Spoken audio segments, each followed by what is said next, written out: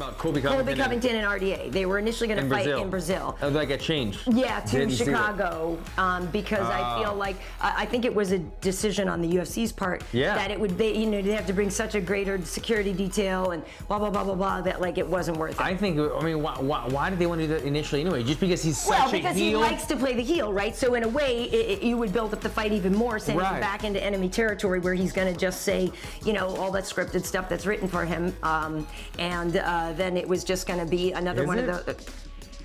So they moved it. Give us the good stuff, Karen. This is news to me. Do you think that that's really him? Well, I know he's just saying stuff, but it's written for him. Yes. Yes. By who? The same guy that used to write for Chael. Chael was written.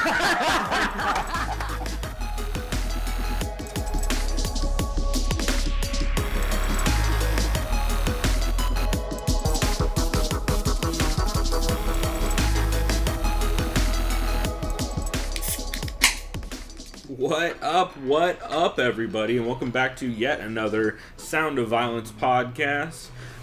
We are an MMA podcast about MMA podcasts. Each week we let you know the shows you should catch, skip, and can't miss, as well as we check out a new show. And we have some doozies this week for the new shows. But I am here with my co-host, Chris Madaffer. What up, bro? Glad to be kind of recording this early during a week. Yeah. It's kind of fun. Yeah, we're actually recording this on a Wednesday, just before Ultimate Fighter starts, actually, I think. Also, I should say on Pulver, since I think I missed that. But, yeah, man, it's weird recording this early in the week. I feel like there is a lot. Didn't we used to do that, or at least in the summer when I was here? Thursdays most I think it was of the time. Thursdays, yeah. Because Thursdays, a lot of shit happens on Thursdays and Fridays in the MMA world. Shouts out to weigh-ins. Yeah. So it'll be interesting. But we are recording this early this week, so if there's any shows that come out on Thursday and Friday, I'll try to tweet about them or something if I think they're dope. But why don't we get into format? Oh, we should get to our sponsors first. Our Totally Real, Not Fake, Pop-Off Vodka presents, Doug Stanhope presents our sponsors. I am drinking this week a Citrus Mistress IPA from Hop Valley Brewing, which I've never heard of. That? That's what I'm trying to figure out. Hop Valley Brewing Co. Oregon, in Eugene. Shocking. Speaking of Oregon, Ooh, that's pretty good. I'm sipping on Deschutes Pacific Wonderland Lager. Yeah, that beer's pretty good.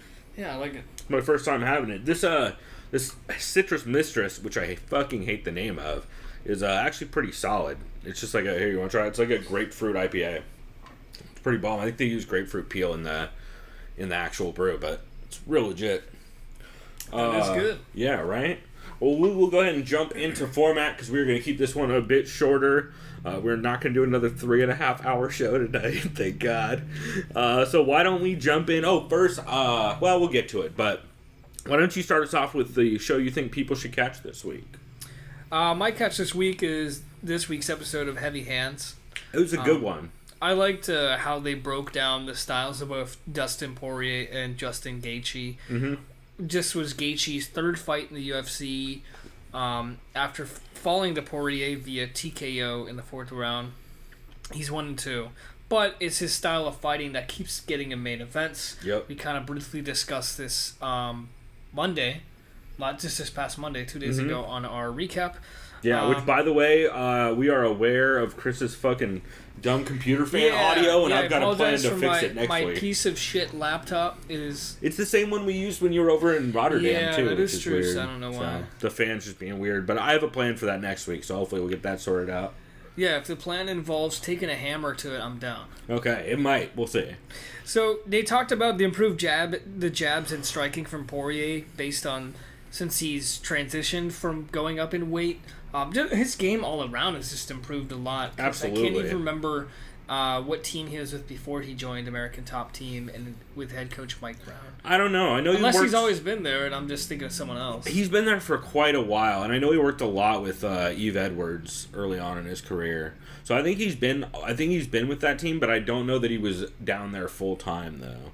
Yeah. I would have to look into it. There's supposed to be a really good documentary about Dustin Poirier that I keep meaning to check out, but I haven't gotten a chance to. Yeah, it was the one I saw it mentioned on Reddit, and that's the one where they talked about, like, oh, if I could find footage of him when he was in high school and early college, he was, like, super overweight and was addicted to, like, binging on snacks and like candy and chips. Oh yeah, we apparently. talked about that, Yeah. right? How a dude loves candy. And then basically, I think an encounter where someone invited him to an MMA gym, something changed his life, and he was all about strict dieting and eating right. And because I mean comes hand in hand, obviously, with training as a martial artist.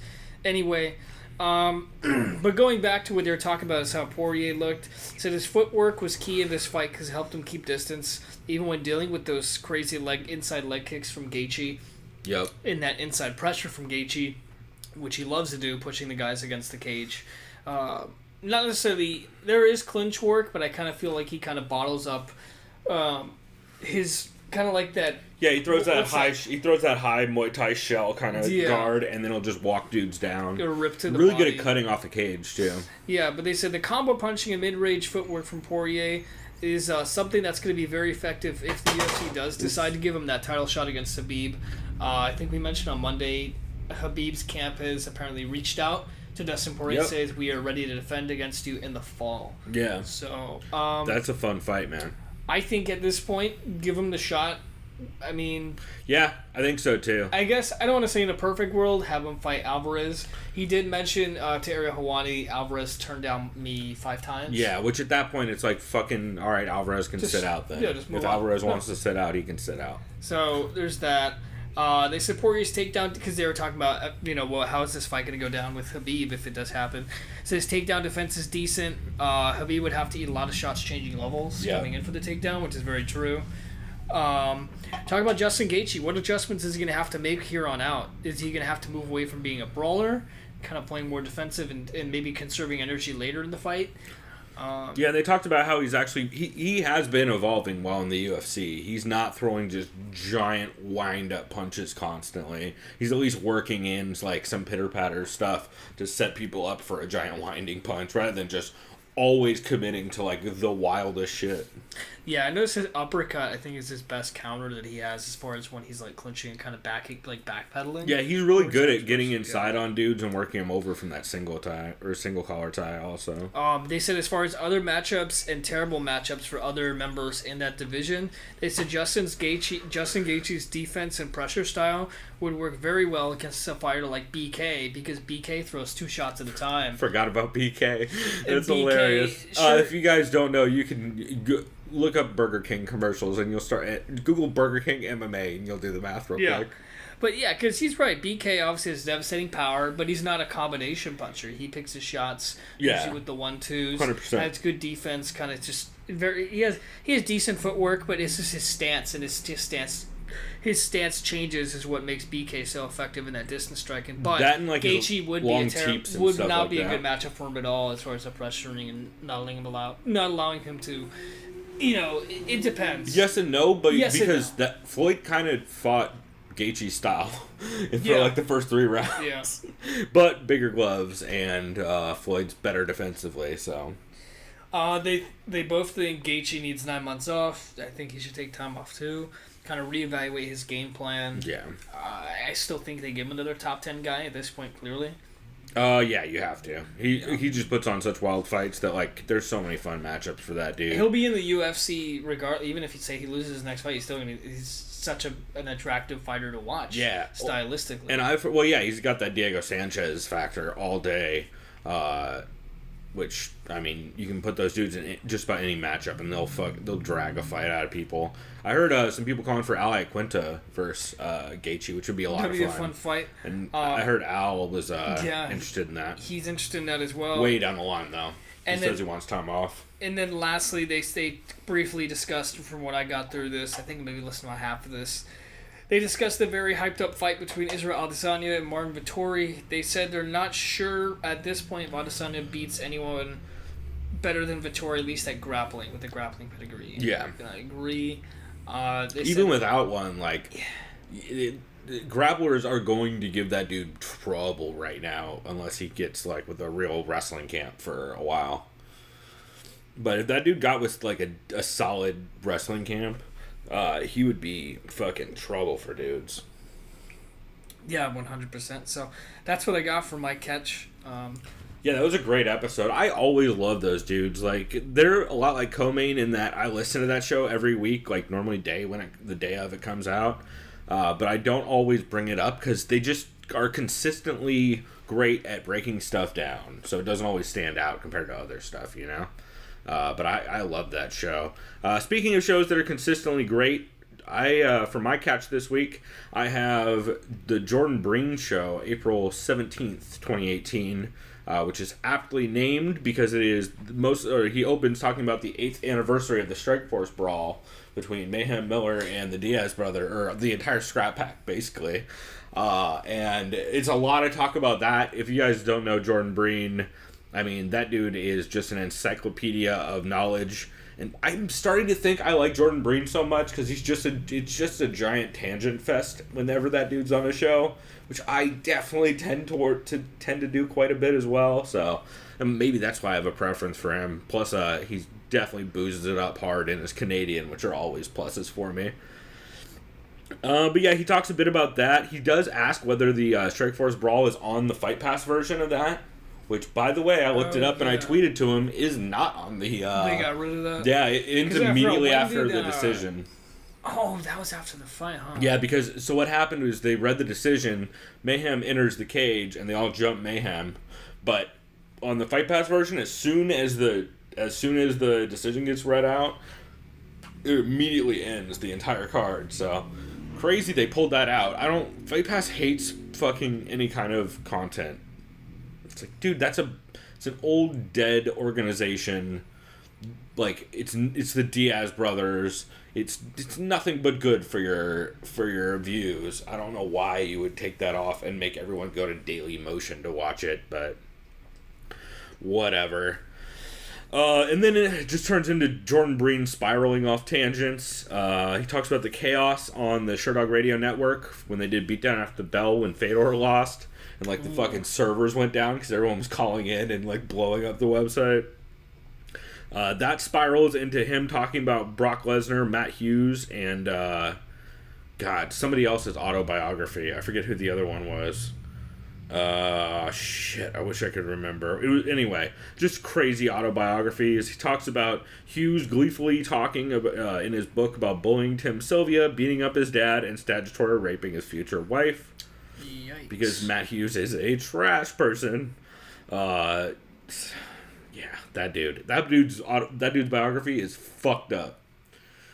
It's fucked up. There's a lot of horrible shit he says super proudly in that book. Oh, I was gonna say, like, is it in a way where he's admitting he's a piece of shit? No. He was like, me and Jens Pulver used to come into the gym and try and get Tim Sylvia to commit suicide every day. Shit like that. We're like, or he's like, me and my brother took my dad out back and beat the shit out of him, and then he's like gleefully talking about it. Oh my god. Yeah, Matt Hughes is a weird dude. They do a bit of a Zapruder style breakdown of the Nashville brawl and like Jason Mayhem Miller entering the cage, which is hilarious. And then after that, it's mostly just talk about oversaturation. And Jordan Breen makes the point, which I've heard him make before, and I think is the best way to describe oversaturation. Because as someone we cover a lot of these cards, we do breakdowns and recaps and all that, and give our picks. And it's a fucked up feeling when you look someone up and you're like, holy shit, this dude's fought in the UFC before? You look at it again into his record and you're like, holy shit, he's fought 3 times in the UFC? Holy shit, we've covered all 3 of those fights. Yeah. You're like, Jesus Christ, there's too much content. So he talks about that being the definition of oversaturation, which I thought was really on point. He also mentioned that KSW evidently crushed in the numbers. They had like 3 million views or something for their recent card. Oh, shit. And that's a pay-per-view buy in Poland. Awesome. Well, they're huge in Poland. That's right, yeah. Everyone always, the reference for that is always, everyone says dudes in Poland go into gyms and ask to train KSW, not MMA, because that's how big KSW is over there. And then he gets into some of the details of the UFC being terrible and negatively affecting the media because of how they have their interviews and cards set up. Because essentially a lot of times the media can't even see the fight where the guy's fighting because they're talking to some prelim fighter who just got done. So I think TJ DeSantis said he was talking to somebody on the undercard while Doo-Ho Choi and Cub Swanson was happening, and then he had to interview one of them afterwards. And he's like, fucking, what are we even doing? It's a terrible way to cover the sport. And then there was a lot of jokes about Sean Shelby. Just Jordan making fun of Sean Shelby a lot. And he did mention that Sean Shelby's the guy, you know that promo they run in the arena with Baba O'Reilly? Yeah. The famous knockout reel? That's made by Sean Shelby, evidently. Oh, wow. Yeah. I remember we saw that when we went to the San Diego event 3 years ago, actually. Yep. Which is pretty dope. So, just a good episode. It's just great Jordan Breen content. He also talked about 95,000 other things, and it went all over the place. A lot of snarky jokes at Sean Shelby, which I always appreciate. And saying how he wants to do a show with Joe Silva talking about whatever weird, I forgot what fucking random band he mentioned that Joe Silva was into, and how Joe Silva used to run an arcade. It's like the weird, like, you get like these little tidbits of information from Jordan Breen, and you're like, that's very weird that you know that, but I'm kind of fascinated now. So, like, I think last week he talked about smoking weed with, oh God, who was it? Some fighter, when, I forget which ref walked by, and the fighter just did some, like, super high dumb thing to the ref, like, just like, wow, or something dumb, and the ref just looked at him and then just kept walking, didn't acknowledge him. I wish I could remember who it was, because it's funny. It was definitely, I can't remember. If you go back and listen to Jordan Breen's show last week, he talks about it. Anyway, that dude's just funny and a fountain of knowledge and weird information that you won't get anywhere else. So I highly recommend people check it out, because it's weird but absolutely fantastic. Also, that show is on the Between Rounds Patreon that TJ DeSantis runs. So if you want to listen to that, I think it's $3 a month and you get access to that. The show TJ and Jeff Sherwood do, Collapsed MMA, which who is it? TJ and Jordan Breen do cover old cards, and there's a bunch of other content they do. So pretty dope. Also, I can hear an ice cream truck playing fucking 7th Symphony. So 9th? It's like is that 7th or 9th? I don't. Oh. 8th? That's the. It's a Beethoven song. Yeah. I don't know. That's the 7th Symphony. I think so. The 9th, I think, is the Ode to Joy. I think so. I always mix them up. Yeah. The Clockwork one. Just imagine you hear me fucking run out the door. There goes Chris. And you get some ice cream. Hey, hard to blame you. No, that'd be your brother, bro. Your brother's just like, No. Kyle, when he'd go to the ice cream, he'd go to like a piece of shit to get a cap gun. Yeah, that sounds about right. Bro, gotta get a cap gun. Dad, give me like $7. Checks out. That totally checks out. But yeah, that's my catch for this week. So, what's your skip? My skip is 5 rounds with Arda Okal. Yeah. I'm kidding. Mostly because of Arda, I'm guessing, right? This is weird. It was okay. Like, I actually didn't catch it. Well, I was caught off guard. They immediately talked about the Poirier-Gaethje fight. They're like, all right, Dustin Poirier, he wants his title shot, but I don't think he should get the title shot or even be number 1 contender, because BK needs to resolve his legal issues still, and he's still the rightful number 1 contender. Was that Arda or Brett? Mostly Arda, but Brett agreed with him, surprisingly. But not surprisingly, though, because ESPN loves BK. Yeah. He just has to follow the strings that ESPN has him on. Especially since the rumor is they're going to be getting some UFC content here shortly for their ESPN Plus app. So that'll be... I mean... I get ready for some chillin'. Yeah, then they talked about Justin Gaethje. They said Gaethje's style is not going to change. I don't agree with that necessarily, because who knows, especially if he takes time off. Also, it depends on what you mean by style. His style has been changing. He's turning into more of a pressure fighter than a brawler, but he's definitely still a brawler. They talked about the state of the 205-pound light heavyweight division and what's next for Alexander Gustafsson. Is it Rockhold, or should Gus wait since he's stuck in limbo? I think he should wait, and I'll bring more up on that later. I think he could do either one. If he wants an easy win, not easy win, but I think he smashed. Actually, it would be, especially after the interview that I'll talk about here in a bit. Same with me. Yeah, I have a feeling we both might bring that up. But yeah, I just that's a terrible style matchup for him. They talked about how ridiculously stacked UFC 225 is. I agree. Yeah, it's crazy. And they said, contrary to the criticism that's been online, I haven't seen it yet, Mike Perry got slated to fight Yancy Medeiros July 7 at 226. A lot of people don't like that matchup. Both Arda and Brett love that matchup. I like the matchup. I don't think it's good for Mike Perry. I don't know why they keep giving him. I like they were pitching Emil Mech versus Mike Perry. I think would have been a fun. That's why I saw on social media and Instagram. I was on MMA Fighting, and Emil Mech mentioned something like "boo" or something like that in a comment. Well, because him and Mike Perry were going back and forth saying they wanted to fight, and that would have been, I think, because Mike Perry needs to step down in competition after his last couple of fights, and he is not getting one in Yancy. Yeah, no, that's not a good matchup for Mary. I mean not that he can't clip a dude, but yeah. The fact that he got knocked by Cowboy and Mike Perry likes to knock people out. True. It's two different style of fighters. Way different styles, yeah. So that was my skip. Yeah, that sounds like a skip. That show, honestly, ever since that show was sometimes a skip for me when Brett was on. That show is almost always a skip for me with Arda on. Like, I will catch it if the guest is good, and even then, I just struggle through it. I felt like a dick only that Daniel Cormier was the guest. I'm like, I don't have time or patience to get through it. Yeah, and I actually don't have a skip this week since we're recording this on Wednesday. All the shows I listened to were good, so I didn't really have a skip. So why don't you get into your can't miss? Because I have a feeling mine might be similar. Yeah, my can't miss is definitely the Joe Rogan MMA show. Yep, episode 23 with Mr. Gustafsson, Alexander. That was mine as well. I think I listened to, it was about an hour, it was about 90 minutes long. I think I listened to about 70 minutes of it. Yeah, I got through all of it, but most of it. Yeah, it's a great episode. Alex is great. Yeah, I like Gus talked about what it's been like being back after rehabbing shoulder surgery. He talked about he got was it his labrum in his shoulder? Something separated when he got thrown down in wrestling sparring. Yeah, something like that. Someone it was one of those slammed things. him onto his arm. Yeah, he posted on his arm.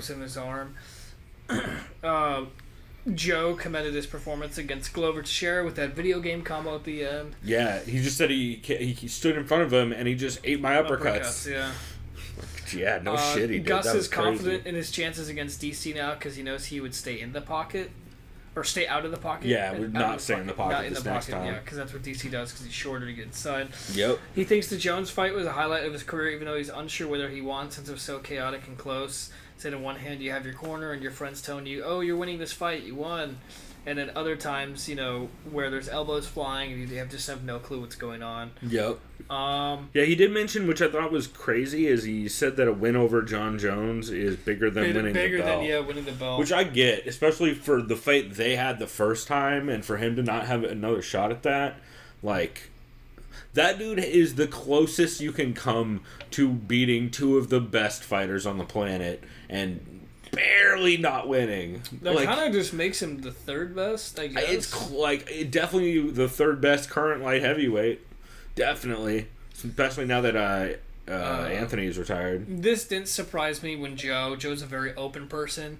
He kind of flat out said he thinks John is innocent of steroid usage. Well, he thinks it wasn't steroids. He thinks it was a tainted. Yeah. He thinks it was. Actually, I agree with Joe because I'm almost convinced John did coke that had creatine in it that was laced. I can believe that. I get where he was coming from. Because it's so. The time frames are weird. I think John Jones is dumb enough to not know that he took steroids. I think so too, but I don't think. I think the odds of him doing coke and it being cut with something that was cut with something else is higher than the chance that he took one pill that wouldn't have given him enough of a bump. Yeah. But then again, I'm no Victor Conte. Then he said, "Oh, Joe's like, I can't really say that obviously verbatim or anything because we don't know what it is." He says John still has a terrible track record. Yeah, Gus was not buying that shit at all. He's like, yeah, but he's also a fuck up. They discuss hunting a lot. Gus is a big hunter in Sweden. He grew up hunting with his dad and his brothers. Yeah, big fan of hunting deer. Him and Joe, a lot of this was talked about. And a lot of wild boar. Yeah, eating wild boar and deer. He says bow hunting's illegal in all of Europe except Spain. Which is crazy. It has to do with like an animal cruelty thing. Yeah. I mean, I could see a bullet, or I should say, a large caliber rifle bullet, for those who don't know the difference between hunting rifles and assault rifles, is way more humane than hitting an animal with an arrow. Yeah, Obviously, if you're a bad archer, it's rough because you basically just have to follow them until they bleed out. Yeah, like I've never been hunting with like big game with like a hunting rifle. I've done shotguns, like birds, ducks, like dove. Yeah, I grew up in San Diego, kind of so thing, the closest I've been to hunting is fishing. I was gonna say, or if you just go to Yuma. Yeah, I don't go to Yuma though. Yeah, Yuma, California / Arizona. Yeah, is the easiest spot. But yeah, fishing is fun anyway. I've been fishing a long time. God damn, I haven't been fishing since like fishing. fucking high school probably. But yeah, Gus went in depth about his training situations. He's mainly based out of All Stars in Sweden. He had talked about how in the beginning of his career there was no real MMA kind of especially in Sweden. Yeah, there wasn't much of one. There was like a little bit of a wrestling scene. It reminded me of when Yoel was talking about when he came to Germany. Right. There was no real MMA. Well, MMA was illegal in Germany back then. Yeah, MMA is still pretty new in Europe. Oh, shouts out to girlfriend Karen showing up. What's up, girlfriend Karen? What's up, boyfriend Chris? Shit. Puppy Seamus is pretty excited about that. Anyway, we'll get back into it. Sorry. And then... showing up with 805 blonde. Thank you. He trains at All Stars in Sweden with Sacramento's own Jimmy Manawa, and as well as native Swedish Ilir Latifi. Yep. He started training at Alliance. Joe asked him, "Oh, how did you come to San Diego to train at Alliance?" Yeah, it's a really cool story. He talked about how I don't know if it was his first MMA fight or first pro fight was against Phil Davis. Maybe he just I think his first UFC fight. His first maybe, UFC fight was against Phil Davis. He said after Phil Davis beat him, he invited him and said, "Hey man, do you want to come train with me in San Diego?" And he's like, "Yeah, why not?" I can't remember. No, I think he had a fight before that. Yeah. Also, pause for siren. Oh wait, the siren stopped, so evidently not. We can pause. Go ahead. No, we didn't have to pause for that. You can make that much noise. Anyway, sorry, we're done being distracted. I promise. And I can't remember the last time Gus has been to San Diego for a camp at least. Because I know in a Glover fight, he's mostly at All Stars. Yeah, I think he comes down here every once in a while and works out with dudes like Phil. If he's looking for like a specific kind of like, dude fighting to train with. Yeah, if he fights DC again, he's definitely going to come back down here for wrestling. Yeah, and I know he still is like in contact with dudes like Eric Del Fiero from what I've heard. But he's definitely not down here out in Glamis every weekend like he used to be or whatever. And then the only other thing I kind of added is... I liked how he talked about everything he puts in his body and he eats is usually what he hunts. So it's all natural proteins, instead of processed stuff. Stays away from sugar in his diet, and he's working on his flexibility a lot in training. Yeah, which was a great segue because at one point they started talking about how fat DC is and how DC just eats garbage all the time. I wish I could find that. Like eating potato chips. Like yeah, literally. What was it? Oh, God. Somewhere in here. I was going to say, too, another thing Joe mentioned about flexibility in fighters. It's usually fighters who started training in martial arts when they were still, like, growing up. Yeah. Before their adulthood. Because you can maintain that flexibility. I never thought of it that way. That's a really interesting point. It's probably why Joe is still so very flexible. Well, yeah. Because he started when he was, like, 15. Yeah, he was also the crazy asshole who was, like, doing the splits at 15 so he could head kick people better. Yeah. Like, that Joe's a crazy person, which gets slept on sometimes because he comes off as super smart, which he is, but he's also a fucking nut. Like, if you go back and listen to him on Loveline before he smoked weed and would hang out on that show, he was a fucking manic nutcase. That dude would just be all over the place, all aggro all the time. He was way, way more aggressive back then, so dude's definitely changed a lot. Some things I thought that Gus said that was really interesting. He said he's really been focusing a lot on his footwork and movement, and he thinks it's what is going to set him apart in that division, which you kind of already saw a lot of, but if he's dedicated to it even more now, that's interesting. He also mentioned he's starting to try and work kicks back into his game more, now that his wrestling and grappling is back up to par. Because before, whenever he threw kicks, he would get taken down, so he stopped throwing a lot of them. But he says he's been working a lot on his kicks and his knees with the Muay Thai guy he's been working with. And that is a scary proposition. And the only other thing I saw them mention, which is kind of hilarious, is they mentioned Connor. And people are saying, like, oh, you don't fight often enough and you don't talk enough. Gus basically just said, if I came out and started talking shit like Conor, everyone would tell me to shut the fuck up. Like, it's not at all who I am, and that would be ridiculous for me to do that. And they also address the dolly through the window, of course. Oh, sorry, BK. God damn it. It's gonna happen. I don't want to forever. say anything. But they talk about BK clearly, or I think Rogan called it, it's clearly not a booze move, that's a coke move, which 100% it is. And they also mention that Rogan mentions that if Rose was the one next to that window, that dude would be the most hated person in the sport. Like, if he cut Rose's face up instead of Chiesa, people would be losing their goddamn minds. Yeah, because that dude probably would have been in jail longer too.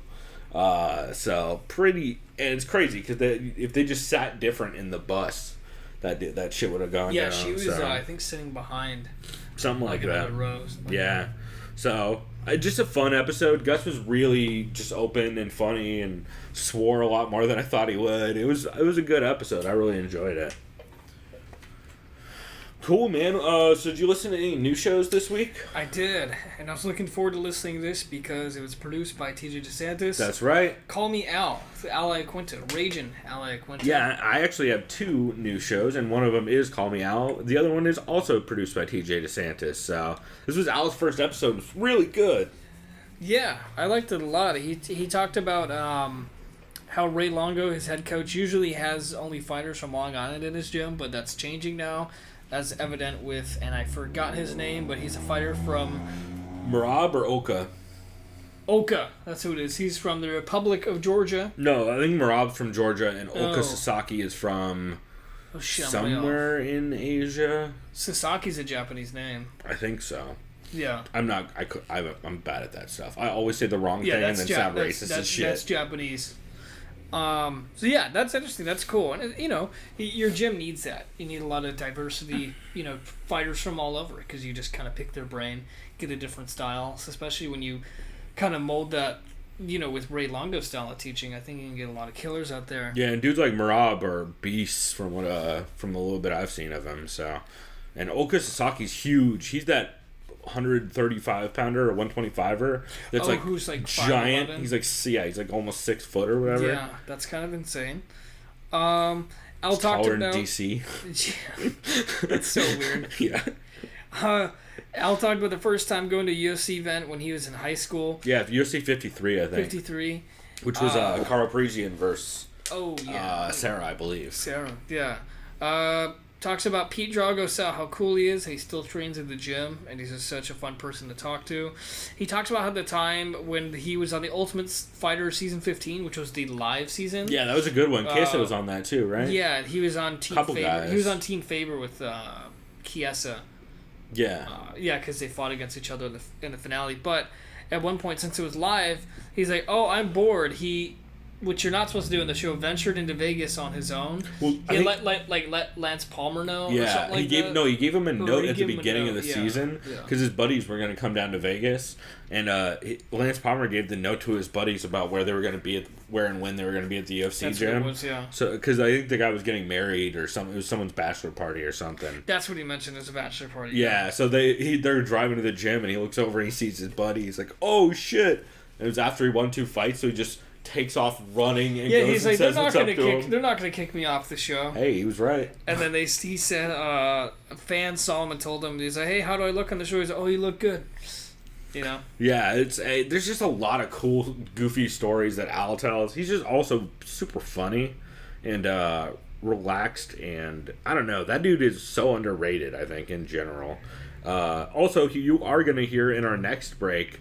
We'll talk about our intro here in a minute, but on our next break, you'll hear what he thought about the Poirier-Gaethje fight and how he watched that, which is pretty funny. It's just so many weird, like, small statements from Al that are just so goddamn New York and American as fuck. Shit like, "Oh, I went surfing with Chicken Joe." You're like, what? That sentence is crazy. Can you tell me how you got that name? Is it? Oh, I think he got beat up a lot, and they just called him Chicken Joe. Yeah, or he ate a whole chicken one time or something. I don't really know. There's just a lot of weird little stories. They did eventually start taking calls from his buddies.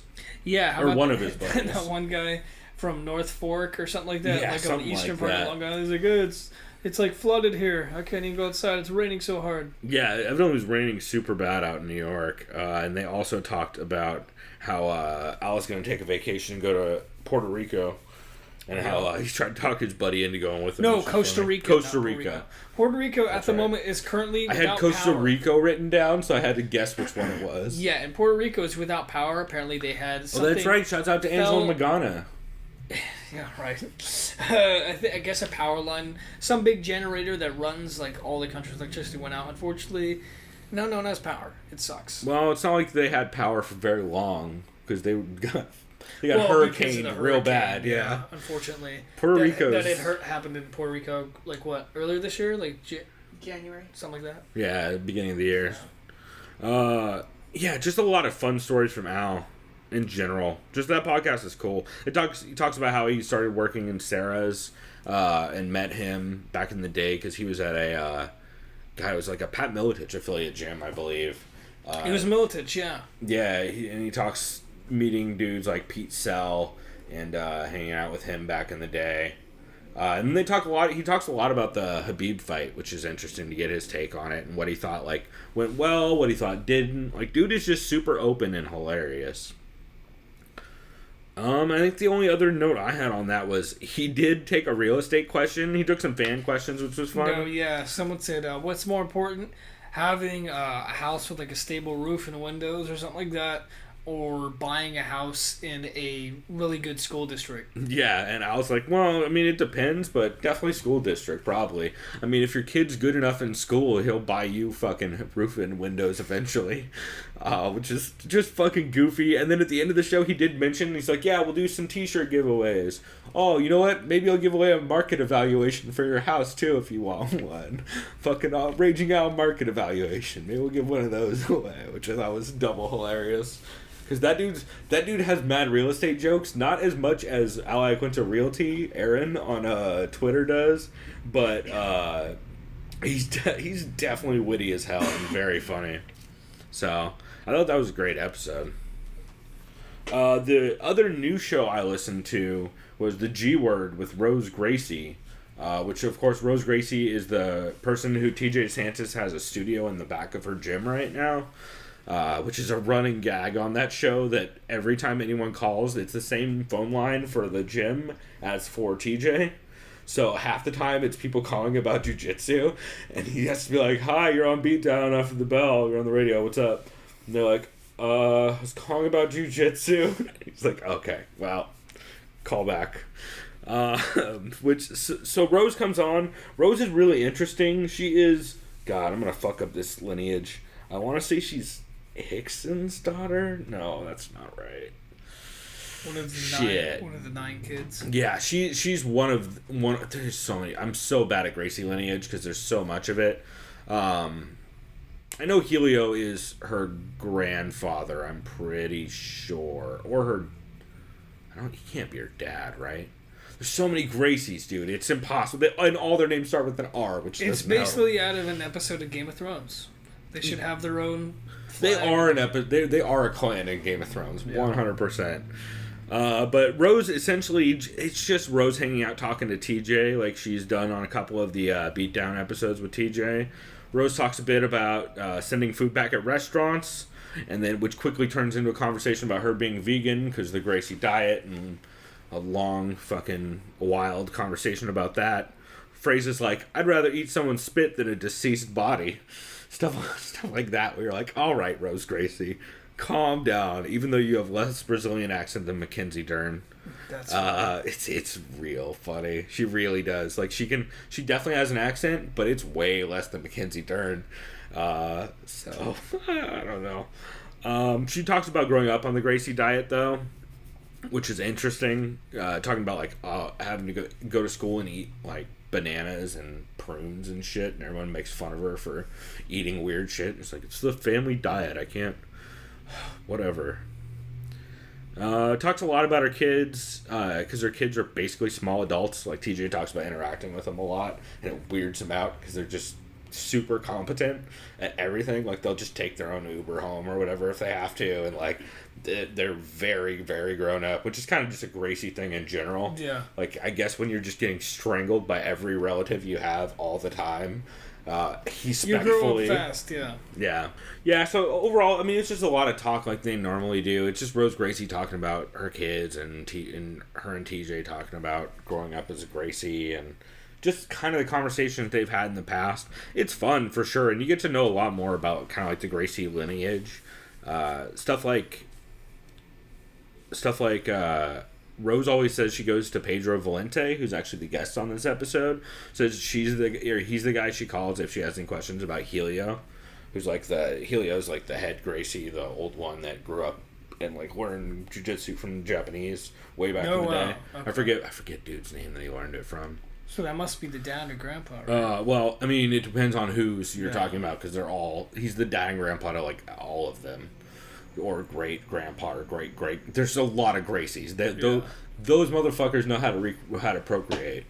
So it's just interesting hearing her take on that stuff. And Pedro Valente does come on. I actually did not get a chance to listen to the end of the episode, which I decided to actually put off since it's going to be a 2-parter where they do a second part of that interview I heard with him. So it was just fun, and I really enjoyed it. And that was their first episode. So I believe they're going to be back, I think, next week. I know TJ recently had an injury with his jaw or something that he had to get surgery on, so he's supposed to be back in like a week or two. But just kind of interesting overall, and Rose Gracie's fun. But man, yeah, definitely check out that Alex Gustafsson show. It's fucking hilarious. And then the only other shows, did you have any other shows that you listened to other than those that you wanted to shout out? Yeah, real quick, I will shout out Believe You Me. I like the beginning. It was good. Yeah, when he talked about the old USO tour that he did. BJ Penn was there, Uriah Faber, Carlos Condit.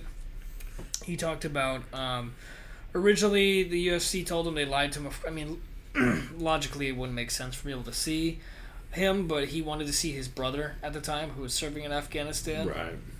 But they can't do that. He talked about the beginning of the show. I guess Brad Tavares called him out. I missed that. Yeah, Brad Tavares called him out in his post-fight, and I guess he went backstage to like talk to Bisping and be like, "Hey, Bisping, we need to have that fight." In like the back of the Fox area, like I believe they call it the avocado room. And Bisping is just like, "God, get the fuck out of here!"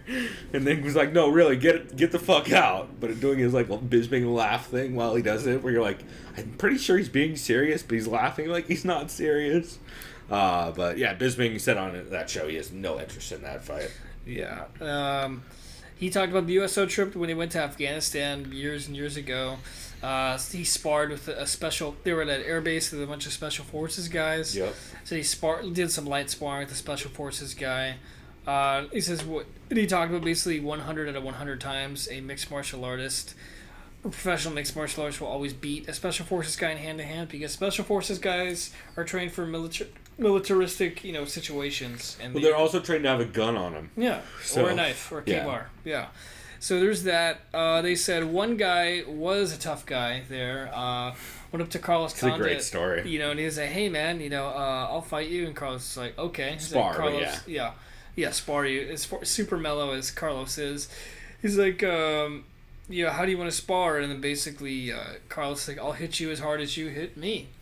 So this guy sucker punches Carlos as hard as he can. Yep. Sends Carlos down to the canvas. Carlos, of course, immediately gets up because they're in a boxing ring, shakes it off, then proceeds to jab, cross, and then high leg left head kick him into oblivion and knock him the fuck out through the rope. Yep. Which is hilarious. And evidently dude was very confused about what happened after that, which understandably. I remember Bisping was talking about I was kind of scared because all of a sudden all the other special forces guys were like tense. Yeah, he's like, well, like, Carlos, probably not the best idea. And he's like, this is the last trip we'll ever have. Yeah, it's like literally on a mountain with a bunch of dudes. So yeah, that episode was pretty good overall. Bisping was pretty funny in that one. They also did a very long ad for CBD oil at one point, which felt like it went on forever. And Lewis clearly was like, just Lewis.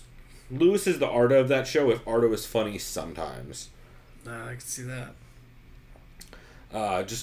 Kind of fucking filthy casual. But Lewis at one point does say shit like he shits on Bellator by saying Rory isn't really competitive against Oliveira, but could be champ in Bellator.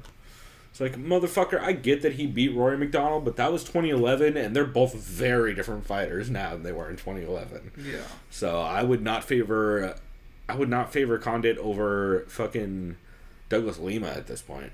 And that's or what's his name? The Russian dude who Askren beat that's beasted on Ben Henderson. Korshkov? Yeah, Andrei Korshkov. I think he would beast on. I think it's just a bad matchup for Condit. Everybody says that shit like, oh, just go to Bellator, like it's gonna be easier. Like, you mean Ryzen? You should say Ryzen, because that's what you mean. You mean Ryzen. Go to Japan. It's Ryzen. Fucking get yourself a Gabby Garcia fight or whatever. Fight someone's grandpa. Yeah, seriously. But yeah, it was a good episode overall. Do you have any other notes on that one, Roy? No, that was it for me. The only shows I wanted to shout out. Our intro was from MMA Heat, which was it was a good episode. That's funny. Yeah, it's mostly just Alan and Karen going through. Alan Joban and Karen Bryant talking about the latest Equinox ad that Alan did, which is Equinox. I think is a club out in LA or out in Vegas, right? Yeah, my girlfriend Karen is shaking her head yes. So he talked about that. They recapped UFC Glendale. They talked about what Karen Bryant's walkout song would be, which she said she would want it to be "Smack My Bitch Up."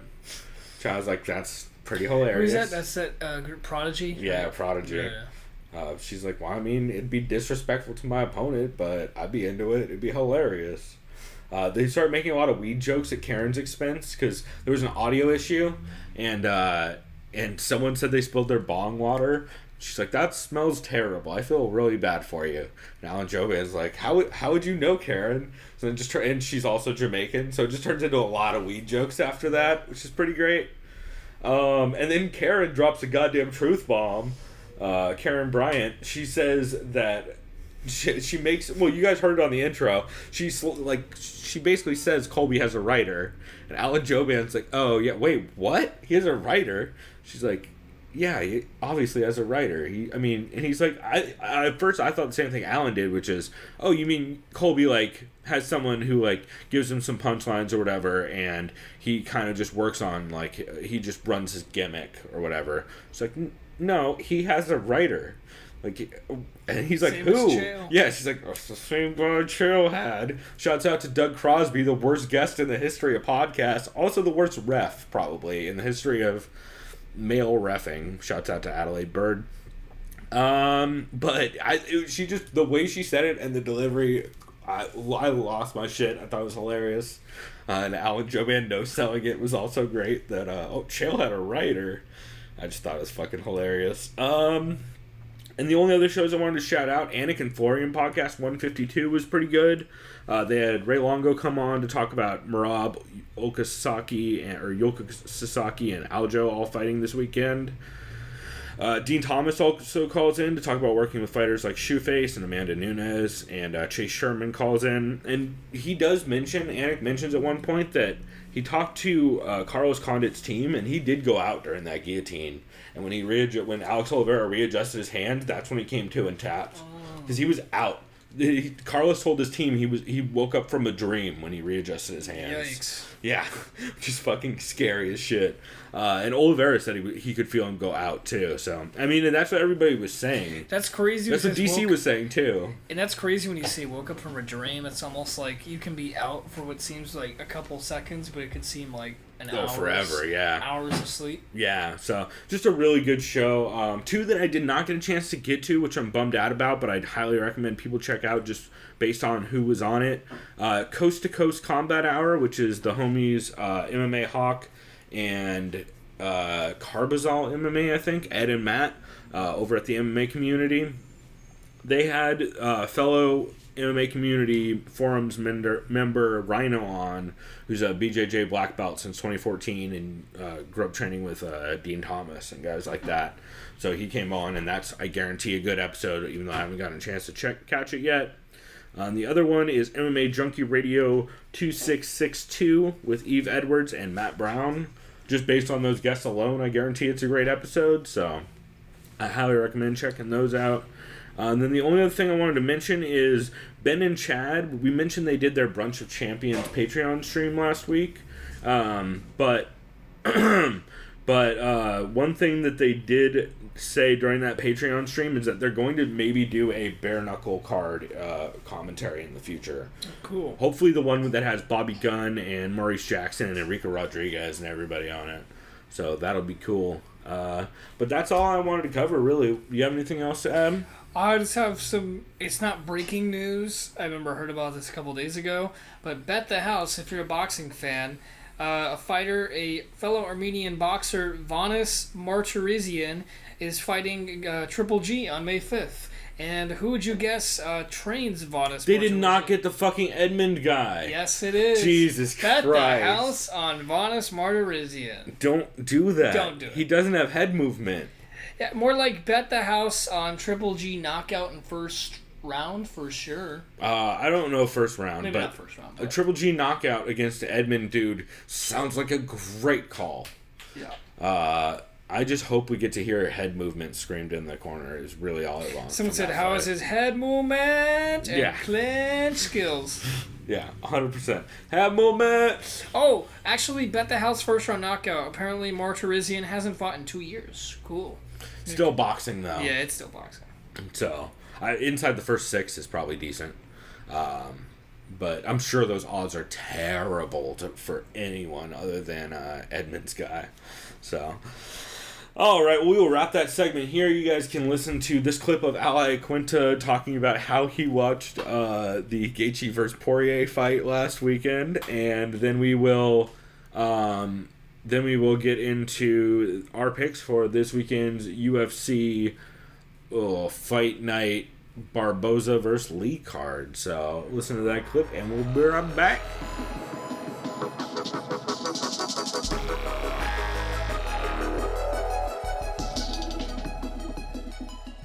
Yeah, I'm happy to be here. We got some questions that we can get to a little bit later on in the program as well. Some people obviously want to talk about your latest outing at UFC 223, and then I don't know if you did you watch the fights this last weekend? I watched the Dustin Poirier Gaethje fight heavily under the influence, and I just made it for that fight. I went surfing on Saturday. We had some waves, and the weather was nice. It was like 80 degrees. The water was still freezing. Right. I called up my buddy Chicken Joe, who is Long Island legend as far as surfing goes.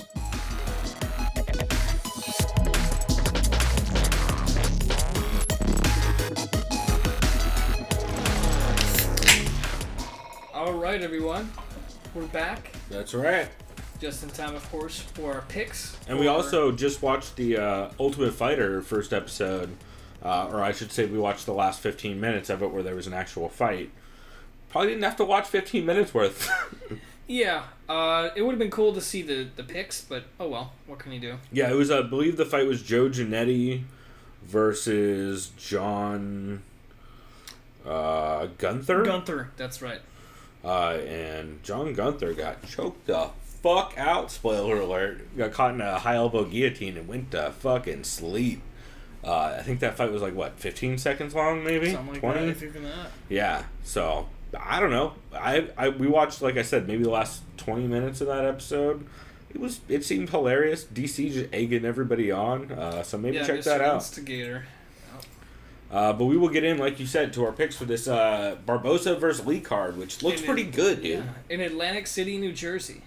Atlantic City, a.k.a. known as Vegas Light. Well, I guess that's Reno. Yeah, well, they're equally ghetto, Reno and Atlantic City, if that's what you're saying, yeah. You're right. It's the East Coast Reno is what Atlantic City is. So first up on this fight card, we have a welterweight bout against putting together Tony Martin versus Keita Nakamura. Yeah, I believe it's wrong. I want to say it's Keita Nakamura. I think. Keita Nakamura. I think. We have Tony Martin, who is fighting out of Boston, Massachusetts, and he is affiliated with Team Shithead, aka Team Lloyd Irvin. Oh, that's right. Shouts out to rapists. Or I should say alleged rapist, technically. Whatever, fucking Team Lloyd Irvin's Alleged. not a cool guy, regardless of accusations. Out of Boston, though, he's a Team City Dong. Yeah, and I wonder how much... It's always weird, the Lloyd Irvin guys, because no one talks about whether they're Lloyd Irvin or not. I forget who was Lloyd Irvin on the last card that everyone rooted against and then got beat the fuck up. But anyway. Yeah, it's always one of those... The MMA is like pro wrestling in that there's these uncomfortable people that's constantly surround the sport that you have to be like, oh, yeah, let's not talk about what happened to Chris Benoit. Or like, oh, yeah, let's maybe not mention the name Copenhagen if we don't have to. Yeah. He's going up against Keita Nakamura, who is fighting out of Tokyo, Japan, and is associated with K-Taro Dojo. Let's see, as far as Tony Martin goes, last we saw him, he went to a split decision against OAM. Who looked fantastic. He lost that fight 2 weeks ago. For OAM did. As far as, OAM looked great. Got that body shot knockout. Against Evan Dunham. And then wins over Johnny Case and Alex White. Especially Johnny Case. That's a big win. Yeah, he had 2 canceled bouts. He was supposed to fight Eric Koch back in a year ago in January 2017. Yeah, and that was when Koch got Koch got injured. That's right, and then he had a It's cancel Cook, bout too. right? It's Eric Koch. No, it's Koch. Is it's it? a German name. I always fuck that up. Yeah, it's actually pronounced in Germany as Koch, but clearly you don't want to be called Mr. Eric Koch. Yeah, nobody. States. At least that's what the German guy at Stone Berlin told me. Hey, anything a German dude in Stone Yeah. Berlin tells you is scientifically fact as far as I'm because concerned. Greg Koch, the founder of Stone, he's like, it's actually Koch, it's the penis man. Yeah, That's what he called it. that's hilarious. Yeah, the founder of Stone is the penis man. Oh, man, that's hilarious. Oh, that's a good story. Anyway. And Keita Nakamura, last time we saw him, he has some pretty good UFC experience himself. We last saw him, he had a split decision victory over Alex Morono last September at UFC Fight Night 117, St. Peru versus Okami. Before that, he had a unanimous decision loss to Elizu Daleski. Elizu Daleski. Pardon me or for... Elizu, I think it's Elizu Daleski. Mispronouncing. And then that win over Kyle Noak. Kyle Noak, via submission to a choke. Yeah, so, both these dudes, this is going to be a... Wow, he even choked out Jangalai. Yeah, it's crazy how long he's been around. I was surprised. This is a great example. He is exactly... Nakamura and Tony Martin are both the kind of dudes where you look at their history in the UFC and you're like, holy shit, I've seen these guys fight like fucking 5 times and I remember probably 2 of them. Yeah. But I think this is a fun matchup. Which way you leaning? It's a tough one to pick. I think I'm going to go with Keita Nakamura based on Martin's going up in weight for this fight. It looks like he's generally a lightweight. Oh, I didn't think about fighters that. like OAM, so I'm going to give the advantage. OAM's a big lightweight, though. Yes, but I want to give the advantage to the natural welterweight, which is Keita Nakamura in this one. That's an interesting point. I didn't think about that. But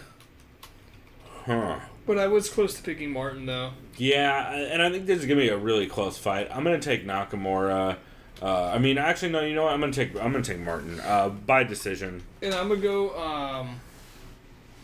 I was thinking of going Nakamura by choke or just submission. Yeah, I still will. I'm going to sub. Yes. That's not a bad pick. I just these dudes are really scrappy, and I think they're both gonna just come out kind of wild as shit. But that could be a good way for Nakamura to win in a scramble and get a sub. Yeah, it should be a fun way to open up the fight. Yeah, speaking of fun fights. Yeah, here we go. We have Ricky Simon, the American, fights out of Vancouver, Washington, not Canada. Is affiliated with Rose City Fight Club and Gracie Barra in Portland, Oregon. Baja, but yeah. Yeah, that's right. He is going up against Merab Dvalishvili. Dvalishvili. I said it way fucking wrong. You were close. Yeah, right. He's with Sarah Jiu-Jitsu, and this is who Ally Quinta was talking about. Marab! This is the Georgian, right? Yeah, this is the guy who Matt Sarah just kept yelling Marab after the fight. Yeah, there it is. It says it on his shorts right here in his picture. Georgia. Yeah. And shouts out to Sheamus. Looking at me. like E.T. like a fucking weirdo. Hi, bud. Anyway, my dog's a fucking weirdo, guys. If you look at my Instagram, you can see that dude just looking like a giant elf. The best kind of house elf. Yeah. So Ricky Simon, last time we saw him, he had... Oh, wow, he's on an impressive little win streak, actually. So this is his UFC debut, as far as in the octagon goes. Does have a win over Chico Camus, though, He does. in LFA, which is his name. Before that, he had a win over Donovan Freelo in Dana White's Contender Series, week 5 from last August. Holy shit. He's had 2 fights since then, too. Which is pretty fucking crazy, both in LFA. On an active streak. And this no is wonder they brought him bantamweight in. Bout too. Yes, it is. This is a bantamweight bout. Mirav Dvalishvili. I'm gonna say this wrong every fucking time. Just call him Marab. Yeah, Merab, the Georgian guy. Last time we saw him, he had a split decision loss to Frankie Saenz, the veteran bantamweight, last December. Before that, he was... Oh, that was his UFC debut. Before that, he had an impressive win streak in Ring of Combat. Yeah, and then he was supposed to fight Augusto Mendez back a while ago, but that was when Mendez got flagged, which I wonder... Actually, you're supposed to fight him on this card. Oh, really? Yeah. Oh, good. That's right, because Mendez just got flagged like a month or 2 ago, right? Yeah. Yeah. What are the odds it's the same shit Canelo popped for? I believe Mendez is a Brazilian. Augusto Mendez, really? Right? I thought he's from... Yeah, no. You're right. Who am I thinking of? I don't know. I'm mixing him up with another Mendez that was from tough Latin America. Yeah, I can't think. Or another Augusto, maybe? This is the guy that got knocked the fuck out by Garbrandt, right? Was he on Yeah. Tough Brazil, maybe? I don't know. No, not this guy. Weird. Yeah, I know who I you're wonder talking about. who I'm thinking of. Anyway. Yeah. This is an interesting fight to pick. I think since it's both their UFC debut... No, it's not for Merab. I'm going Merab based on his camp, where he's out of. I just got to compare camps here. I know Ricky Simon has a good camp, at least with the Gracie gym. Yeah, but the thing with Gracie Bajas is Gracie Baja... We have a Gracie Baja in Claremont. Like, Gracie Baja is like there's one everywhere. Yeah. There's literally a Gracie Baja at the square. Yeah, and there's one by on Claremont Mesa Boulevard by Kearneyville Road. Yep. There's a bunch Annie's of them Burger. around. Yeah. I still haven't been to Annie's. Is it good? It's fucking fire. Okay, Yeah, and they I'm got gonna have to get fantastic it. wings too. Dude, Annie's right by a bunch of breweries too. Yeah. Like that. There's that one brewery. I have their pint glasses. We went there right after we saw Quantum Brewing. Oh yeah. We went there right after we saw Girls Trip, which you would think I would hate a movie with Queen Latifah and like Will Smith's wife and Jada Pinkett Smith. Jada Pinkett Smith. But it had Tiffany Haddish in it. Oh yeah. Talked She's about funny. Comedian, right? Yeah, talked a lot about pussy holes and Of course. pissed on a bunch of people over Bourbon Street. Described something called grapefruiting. Oh yeah. That sounds pretty funny. Yeah, it's real good. It's real good. Anyway, way off topic. I'm Jordan Breening the shit out of this. So yeah, I don't know. This is actually a pretty close fight to call. Yeah, which way are you going? I think I'm gonna go with Merab. Yeah, I'm gonna go with the Longo. I'm going Merab too. I think Merab probably by decision. Go back to Ricky Simon real quick.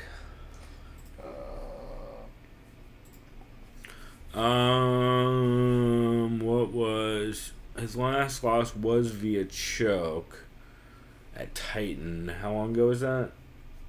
2016. Yeah, I'll go Merab via decision, but dominant ass decision where he Yeah, I'm a good decision as well. mollywops Ricky Simon. Merab is getting that Frankie Saenz fight was super impressive from him. And knowing he's a Longo Serra guy and working with dudes like Al in the gym it's hard for me not to lean that direction on that one. Because dudes like Al will put you through the cardio paces and really up your transitions between wrestling and striking, which I think is what he needed. So this next fight, maybe my favorite fight on the card, I'm not going to lie. Aspen Ladd versus Leslie Smith. I fucking love this fight. It's such a good matchup. Yeah, Aspen Ladd, I know me and you longer than me have seen her kind of grow through Invicta. Yeah, she's been doing fantastic in Invicta, especially in her last couple fights. The Lena Landsberg win over. That was her UFC debut. Right, and then her last win in Invicta was over Sajara Eubanks, the almost 125-pound champ. If she fought Nico Montano, if she made that weight, she would have been the champ. I'm still to this day am convinced on that, and I have her in my fantasy league for a reason. But I mean, she has wins over Amanda Bobby Cooper. She has some decent wins under her record, but she's really tightened up her striking a lot in the last 2 or 3 fights. And man, who's she with? MMA Gold Fight Team. I don't remember who's there. Pioneer, California. Does it listed on? I doubt it. I mean, you can look, but this is all probably so out of date. Max Griffin. Okay. Mike Christensen. Yeah, we won't go through a name on these, but I mean, she's definitely a Northern California beast that is up and coming and been just straight running girls through the paces and speaking of another Invicta. Northern Californian beast, Yep. We have Leslie Smith, Peacemaker. By the way, what confused me is when I was looking at this where it says upcoming bout, it listed Leslie Smith as 6-0. Oh no, it doesn't. It lists Aspen Ladd as 6-0. Like she's gonna win this fight. That's whoever edited that. But look, that's just how it go to the other one. Or does that mean she's 6-0 now? Oh, yeah, she moved to her 5-0. opponent is 6-0. Excuse me. She's 6-0 and going into that fight.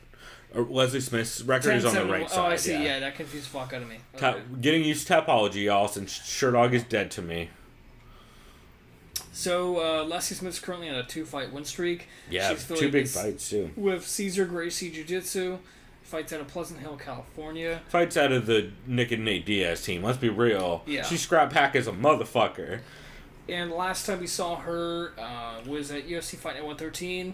Gunnar Nelson versus Ponzinibbio, which was last July, so almost a year ago.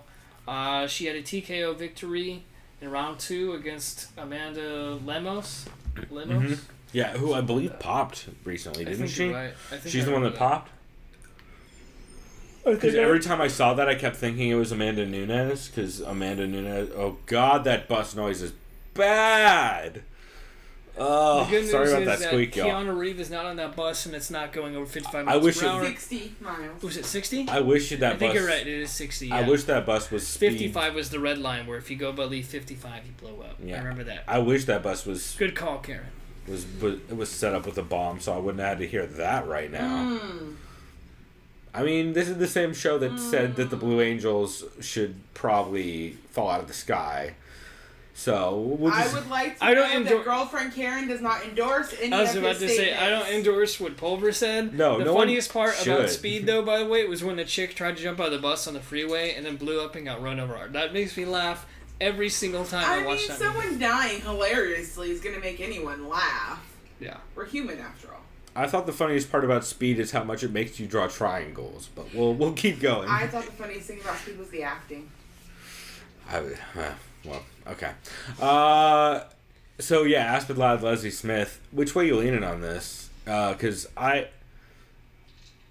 Damn, yeah, this is hard to call. Leslie Smith is on a hell of a run. Her last 4 fights was a win over Ren Nakai, a loss to Cyborg, a win over Irene Aldana, and a win over Amanda, who just popped for something sketchy. and that was via TKO. Yeah, I think I'm going Leslie Smith because she has good, solid boxing and stand-up and pressure fighting against the cage. Aspen Ladd's going to bring it to the ground, and I know Smith has good takedown defense, if I recall correctly. If Aspen Ladd does get top control, it could be problematic for Smith, but to be fair, I haven't really seen much of Smith off her back, so I can't really give too much of an analysis of that. Yeah, she's real scrambly. Also, Aspen Ladd is mostly, I think, going to strike in this fight. Okay. I think it would be smart for her to try to put Leslie Smith against the cage and work like that. But knowing Aspen Ladd in her last couple fights, I think both these girls are just going to kind of do the constant like back and forth bashing into each other, throwing combos over and over again, and I think it's going to be a lot of fun. I'm going Leslie Smith because I'm a Leslie Smith homer. Shouts out to our fucking show art. Shouts out to Leslie Smith. Fucking yeah, I'm going. I haven't picked against Leslie Smith yet on this podcast, and I don't plan on starting now. Let me put it that way. And yeah, I'll go decision. Next up, we have Corey Beast in overtime, right? I don't know his name now. No, it's Corey. I think it might just be overtime. Beast in 20. Oh, that's outdated. Yeah. Yeah. I think it's Corey Overtime Anderson or something like that. Well, first off, let's discuss Patrick Cummins. He fights out of Rain MMA, fighting out of Dana Point, California. This is a light heavyweight bout. He definitely doesn't train out of Rain. So Tapology, we need to stop reading camps because Tapology's Rain hasn't even existed in like 4 or 5 years. That's right, because that's where Mark Munoz's gym. Kat Zingano used to be too. Yeah, it's Mark Munoz's gym. That's been dead for like Based years. in Colorado. So yeah, excuse me. California, I thought. California, Colorado. Pretty sure it was California. Fuck. Oh, maybe it's when Zingano moved out to California. She went there first. I think so. Yeah. So yeah, don't listen to what I just said. Last time we saw Patrick Cummins, he won via split decision over John Vellante. If I remember, that was a very underwhelming fight. But then again, no offense to John Vellante, he's in a lot of very underwhelming fights. Yeah, well, Pat Cummins and John Vellante was like destined to be on MMA Depressed. It was just one of those matchups where you're like, no one's gonna look good at this. Everyone's gonna look weird. Yeah, impressively enough, he had a majority decision win because someone called it a draw against Jan Blachowicz. Because Blachowicz recently had a win over Jimmy Manuwa. That's right. Yeah. Impressive win. Speaking of which, Corey Anderson, last time we saw him, he got sent into the Shadow Realm by Ovince St. Preux. Yeah. Via head kick. That was a rough really one. Bad. And before that, his brain must be not working well because before that, he had got knocked the fuck out by Jimmy Manuwa. Dude, Corey Anderson's had such a tough run. Like, yeah, style matchup-wise, he literally had back-to-back. He had Fabio Maldonado, Tom Lawler, Shogun Hua. He finally got a style matchup in Sean O'Connell, and then Jimmy Manuwa and OSP. Like, that's a crazy run at that. Well, he even got knocked out by John Vellante back in 2015. Well, I think that was his second. No, I guess was his second or third fight. Second fight. Second fight after the Ultimate Fighter. Yeah. Yeah. So I mean, Corey Anderson that dude has had a tough run. They just give him hitters with good wrestling defense over and over again. Although I guess that's a lot of that light heavyweight division, to be fair. I think this is a weird style matchup, and it will either be so wild and fun or so much leaning against one another on the cage. I don't see an in-between on this. Yeah. It's a weird fight. I'm going to go with Anderson via decision. I don't know. I don't recall Cummins as being like a stand-up guy, like a striker. Shouts out to the old picture of Mayhem Miller next to Patrick Cummins. Yeah, that's a rough look. Topology doing him no favors putting him next to Mayhem Miller. Yeah. I don't know. Yeah, on this one, I'm really torn. I really am not. I'm not real confident either way. I wonder, because the problem is like I said. You know what? I actually recant that statement. I noticed that One of them had a majority win, so they like to keep the fight close. So I'm gonna call this a draw, majority draw. Yeah, the odds on this is I'm gonna go by 5 dimes odds because they're the best. Corey Anderson's a -125, Pat Cummins a +105. Super close, and I could see that. Man, I think I have to go Pat Cummins. Just because. How do you think? Decision. Oh yeah, decision. I think this is going decision either way. I like Corey Anderson a lot, and I picked that dude a lot. But for the last 2 losses he's had have been really rough. And while he has taken time off in between them, Pat Cummins, while going through a bunch of ugly ass decisions, I don't think. I just see this being a lot like a long, grindy decision fight, and I think in that kind of fight, unless Pat Cummins gets taken down, which I don't see happening, I think he probably takes it, being an ugly ass decision, probably 29-28. So this next fight is between 2 welterweights. Afghanistan's, by the way, shouts out to Tapology. You hover over the flag next to the name. It shows the country of origin. I appreciate that. Yeah, especially when there's some weird ass countries up in this bitch. So Afghanistan's CR Bahadurzada. Yep. He's going up against Luan Chagas out of Brazil. How old is CR Bahadurzada at this point? I'd probably say late 30s, early 40s. Let's find out. Birthday 1984, so 32? 34. Yeah, you're right. He's only 34. Okay. You're right. So that's not too bad. He's had a lot of fights though, 23-6. And then Luan Chagas is 24. Yeah, that's what I was saying. He's way younger. Why don't we take a look at? Because CR's had a crazy history. He was originally a kickboxer, right? Well, yeah, this might be outdated though. So excuse me. But if he's still at Jackson Wink, that's impressive. I'm not sure that he is. He fights out of Deventer, Netherlands. Let's see. His last fight was last September 2nd against he had a TKO victory over Australia's Rob Wilkinson. Before that, he had 3 canceled bouts. Wow, he's supposed to fight Jorge Masvidal last July 2 years ago. 2016. So it's weird. He's averaging one. Oh Jesus! Yeah, so big drop off after that. He had a fight in 2017, a fight in 2016.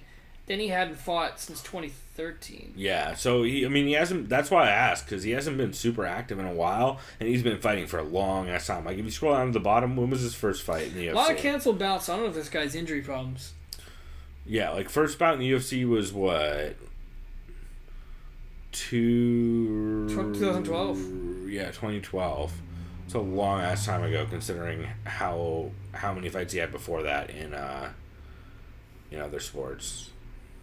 Because he was a kickboxer originally, I think, right? Yeah. I believe. I could be mixing him up, but anyway, Luan Chagas. Supposed to fight against Nico Price back in October. Yeah. Before that, he has a submission choke victory over Jim Wallhead last June. Before that, he had fought once. So he fought once in 2017. He had fought twice in 2016. He had a loss to Eric Silva via submission choke. I don't know if that was steroided Silva. Who knows? 2016 wouldn't have been. Yeah, no. And then that Sergio Moraes draw is a big feather in his cap. I'm as wild and overhand heavy as Sergio Moraes is. I think he's a tough dude to get through. He's like a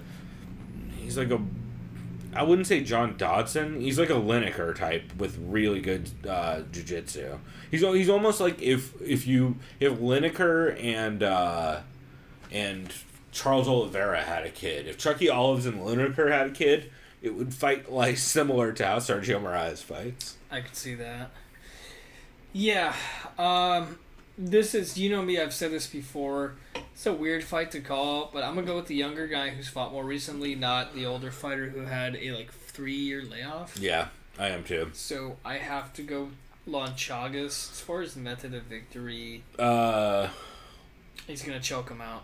When was, go back to CR's, I just want to scroll down a little bit. Curious what his recent losses were. There were decisions. I'll probably go decision.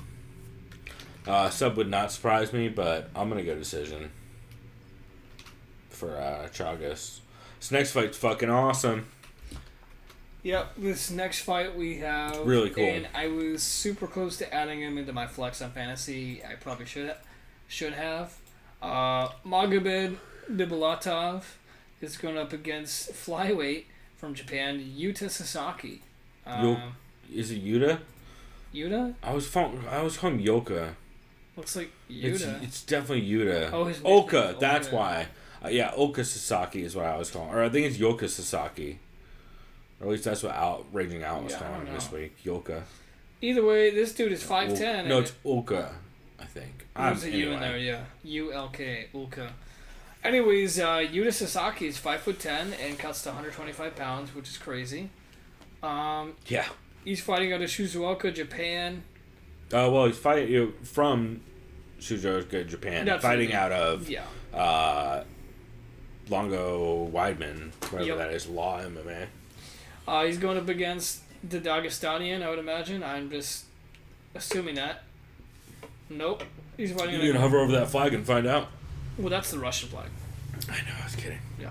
I believe Magomed is out of Dagestan. But he's fighting out of Grozny, Russia.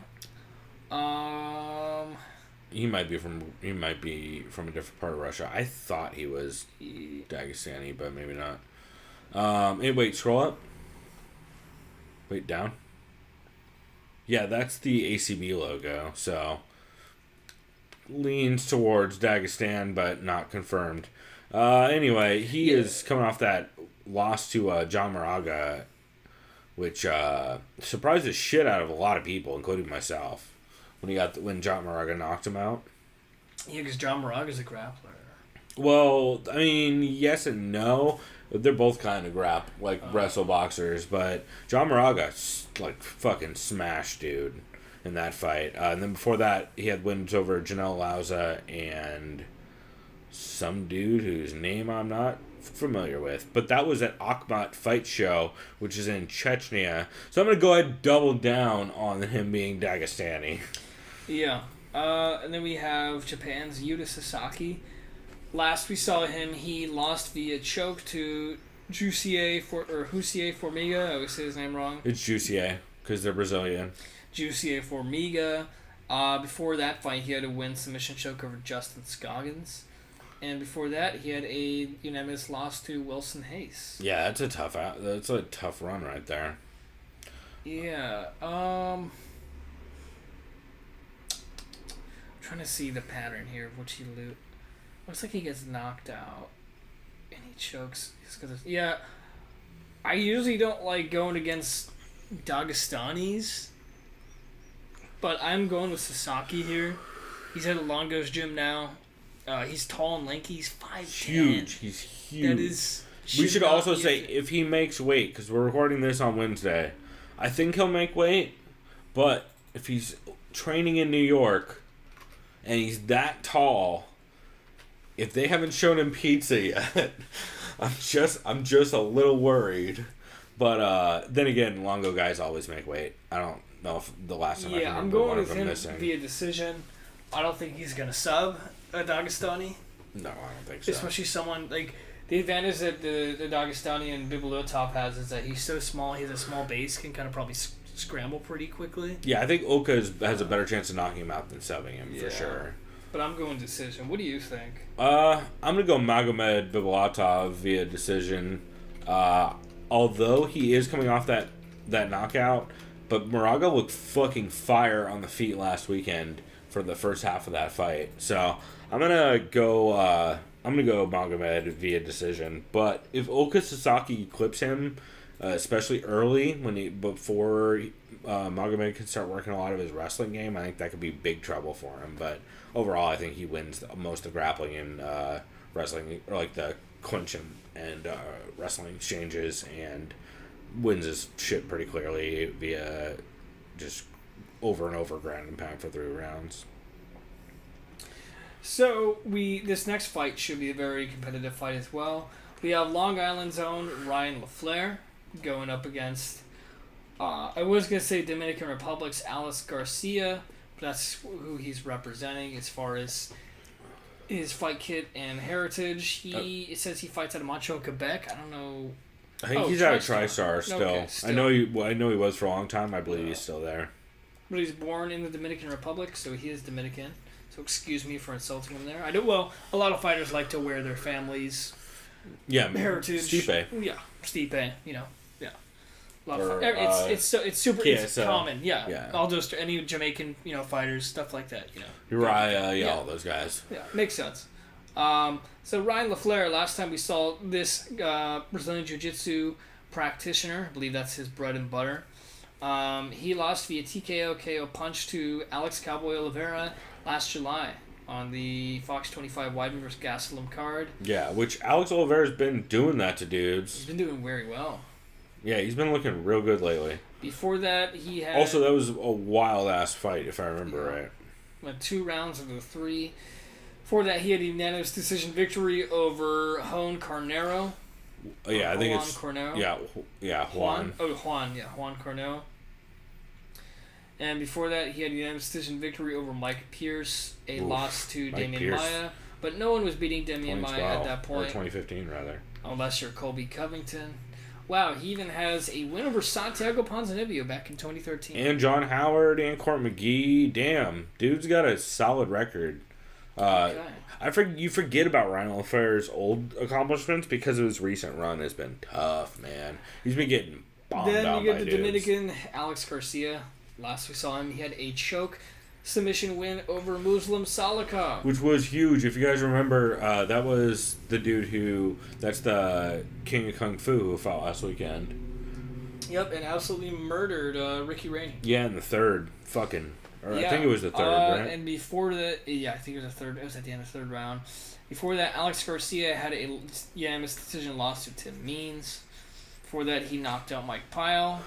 He was supposed to fight Colby Covington back in June of 2016. How does he have a loss to Sean Strickland and then you say, hey, you know what we should do? Give him Colby Covington. I know that is a rough. Good. Thank God someone dropped out of that fight via injury. It looks like Alex Garcia did. Good call, bro. That's way better for your career to drop out of that fight at that point in time. Oh my God. So he had a loss to Neil Magny. They gave him Sean Strickland. Lost to Sean Strickland. And then they tried to give him Colby Covington. Oh boy. This is a weird fight. I think this is really close to call. Man. Part of me's leaning towards Alex Garcia because of his camp. It's understandable. It's going to be scrappy either way. Yeah, dude, I'm going Garcia. Yeah, I am put too. The hurt on Salikov. Are you thinking decision or finish? Decision. LaFleur's a tough son of a gun. So I'm probably going to go knockout late. Yeah. Like late 2nd or 3rd. Ryan LaFleur, as of late, has really been getting bombed on.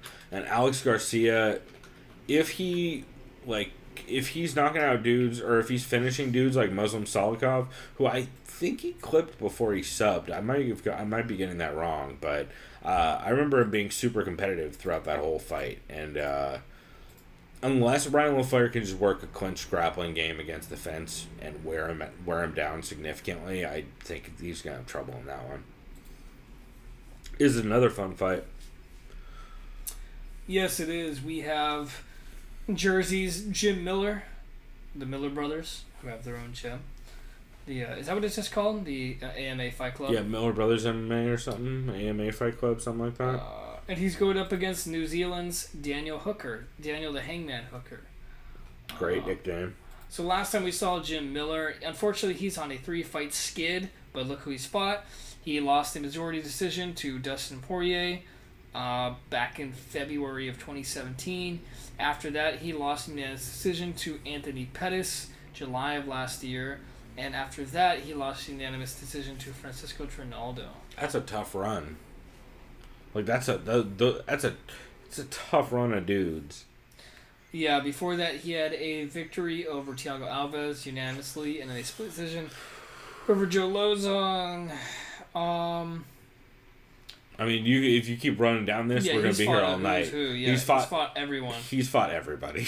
Yeah. Were they in 155er? He probably fought him. Yeah, he's fought pretty much everyone here. Benson, everyone. Yeah, everybody. Daniel Hooker has been looking dope lately. Oh, that impressive sub over Mark Diakiese. Yeah, man. Now that I remember that, I just have to say that I'm going with the Hangman. I like Jim Miller. Remember the knee hit on Ross Pearson? Yeah, I like Jim Miller a lot. He's cool. The Miller brothers are cool. It's hard to come back from a three fight skid. Usually you can recover and win that one and go 1-3 instead of 0-4.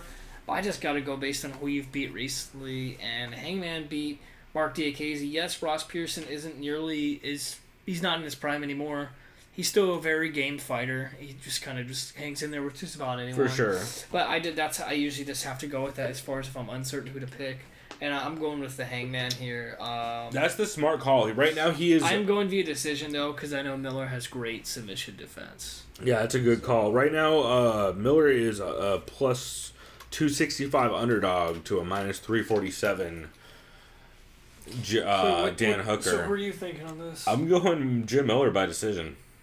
I think while Hooker is good as fuck, I think Jim Miller is not as shot as everyone thinks he is just because his competition has been so steep.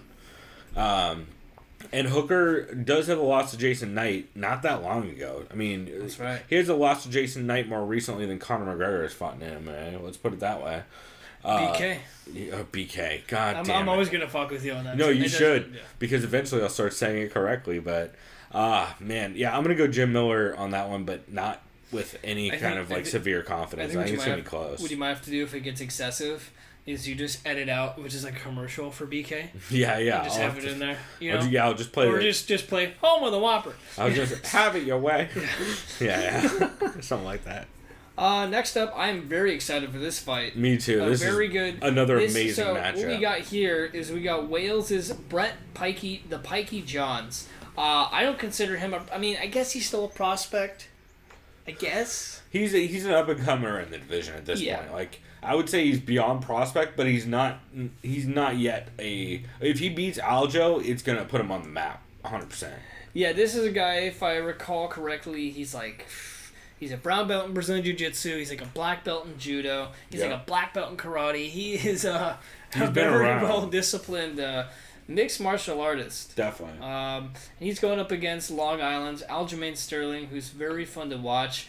Last time we saw Aljamain, he got that knee after changing levels to get a takedown. And he was going for a single leg. Way too far out and then ate a fucking head kick. Marlon or a Moraes. knee on a head kick from Marlon.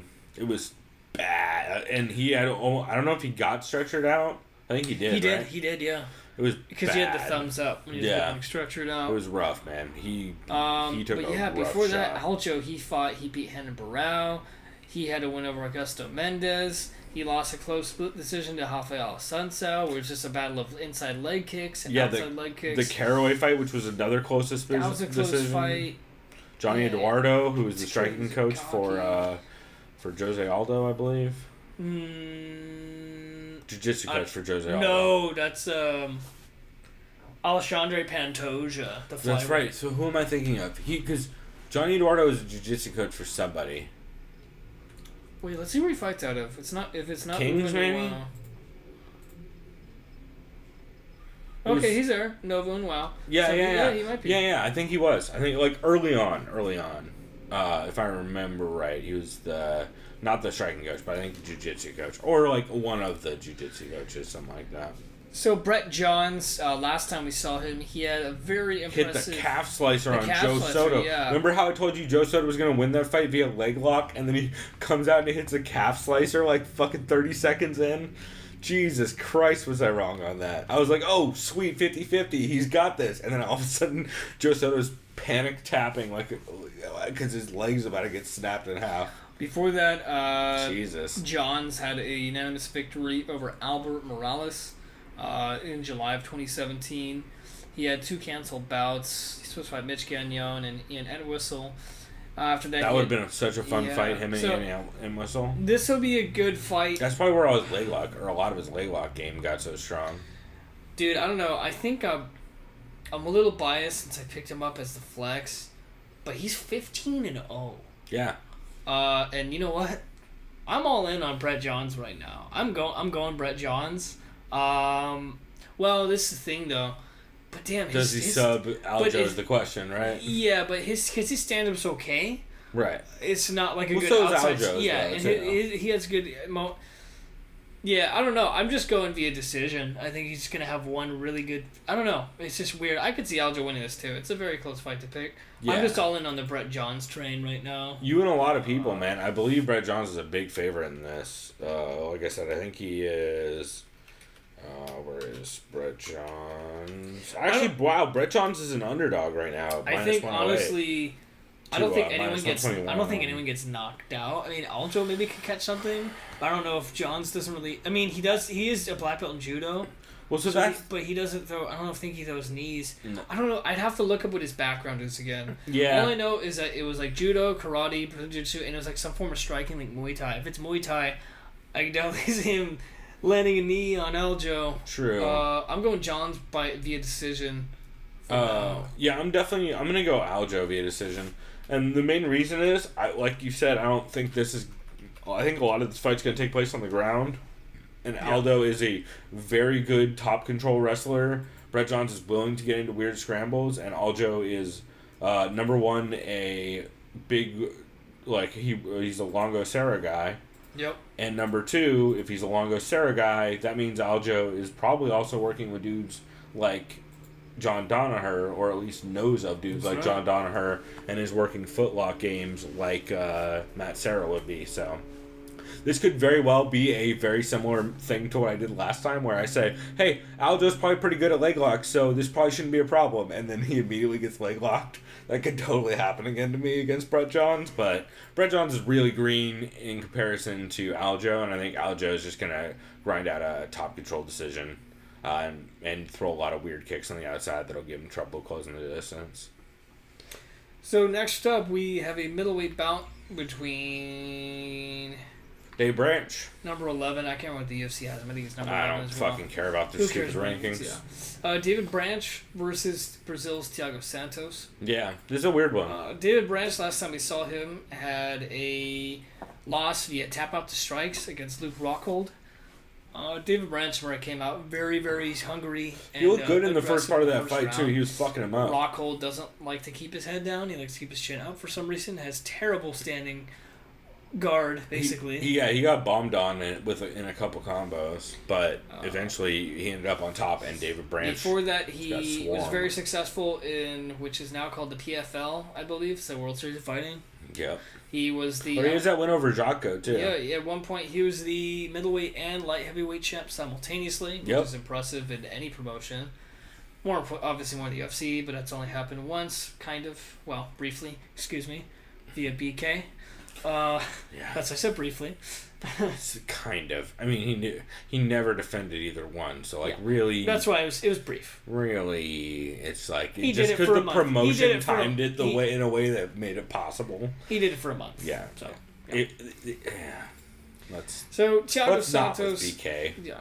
Thiago Santos is coming off a TKO win over Anthony Smith, just this past February.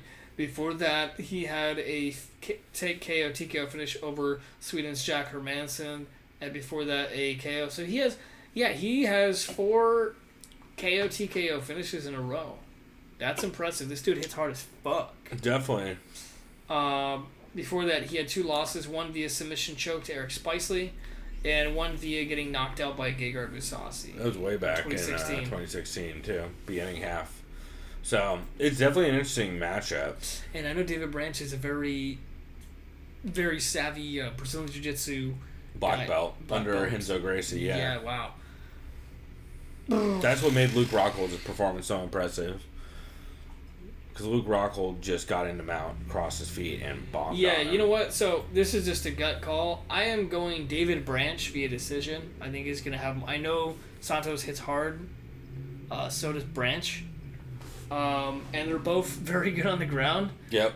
So I think it's going to be a lot of them stuffing each other's takedowns. I'm going to go David Branch via decision.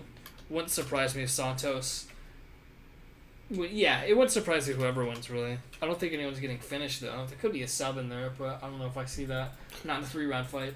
Yeah, I'm with you. Despite the odds saying that Santos is a minus 211 favorite to plus 171 David Branch, I've got David Branch by decision too. I just don't see Santos winning the wrestling exchanges enough to clip David Branch significantly. I don't see him subbing David Branch. I think people sleep on how good Rockhold's top game is because Rockhold is so smarmy all the time.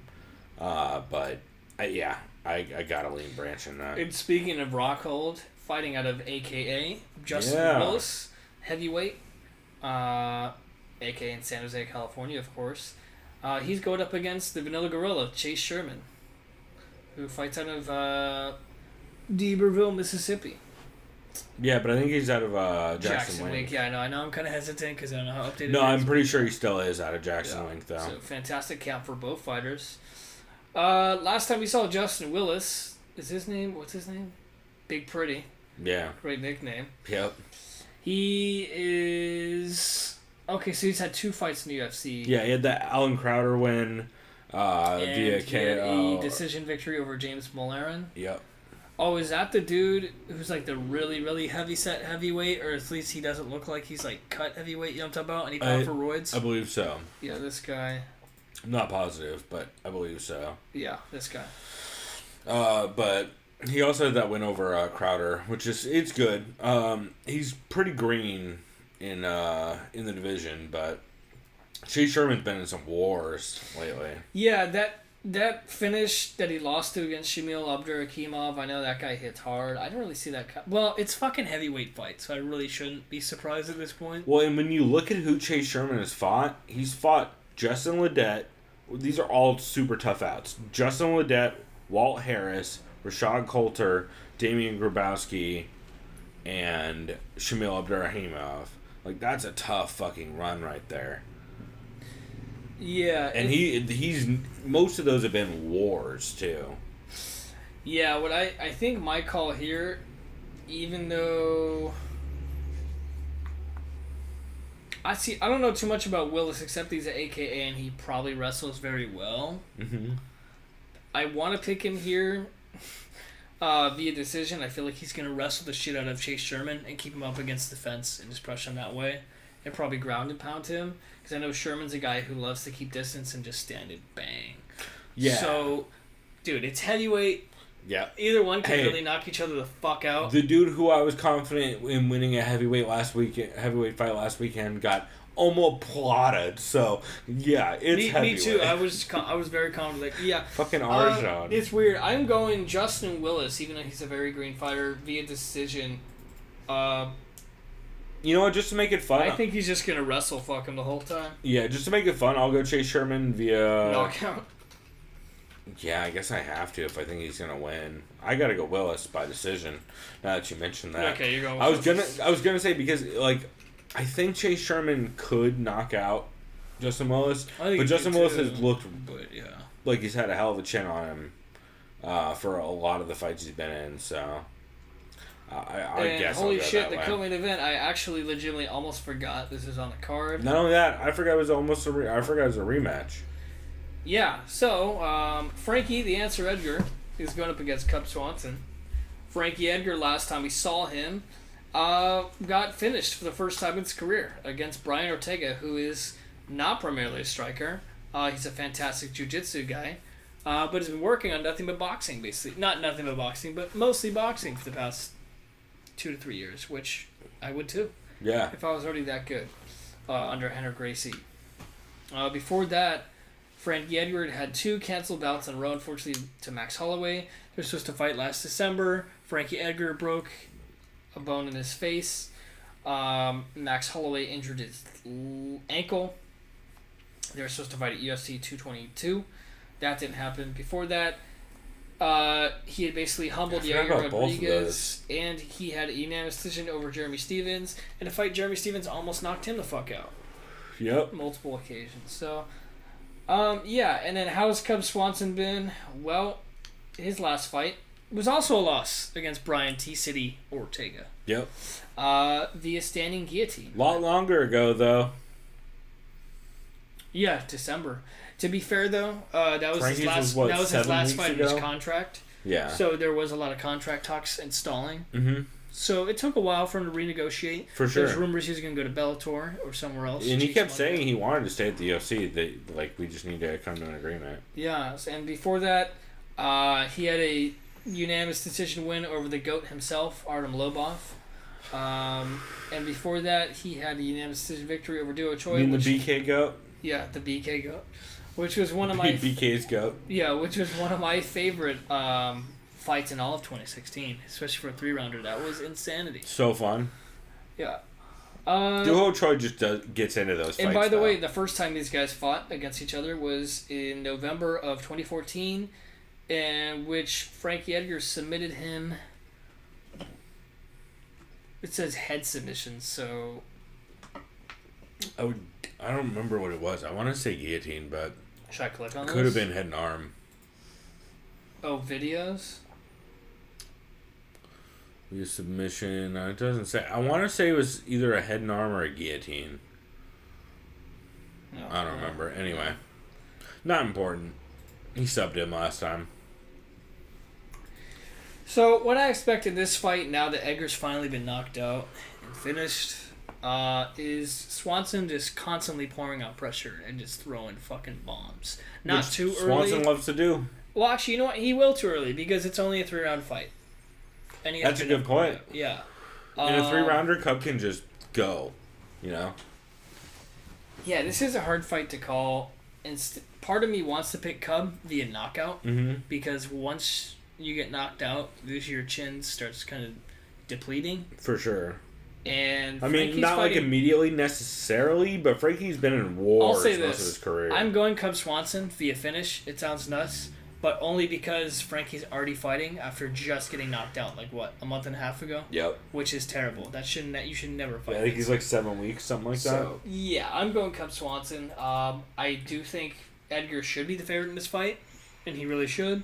And I would honestly pick him if this was in July or something like that, or way later. Yeah. I really would.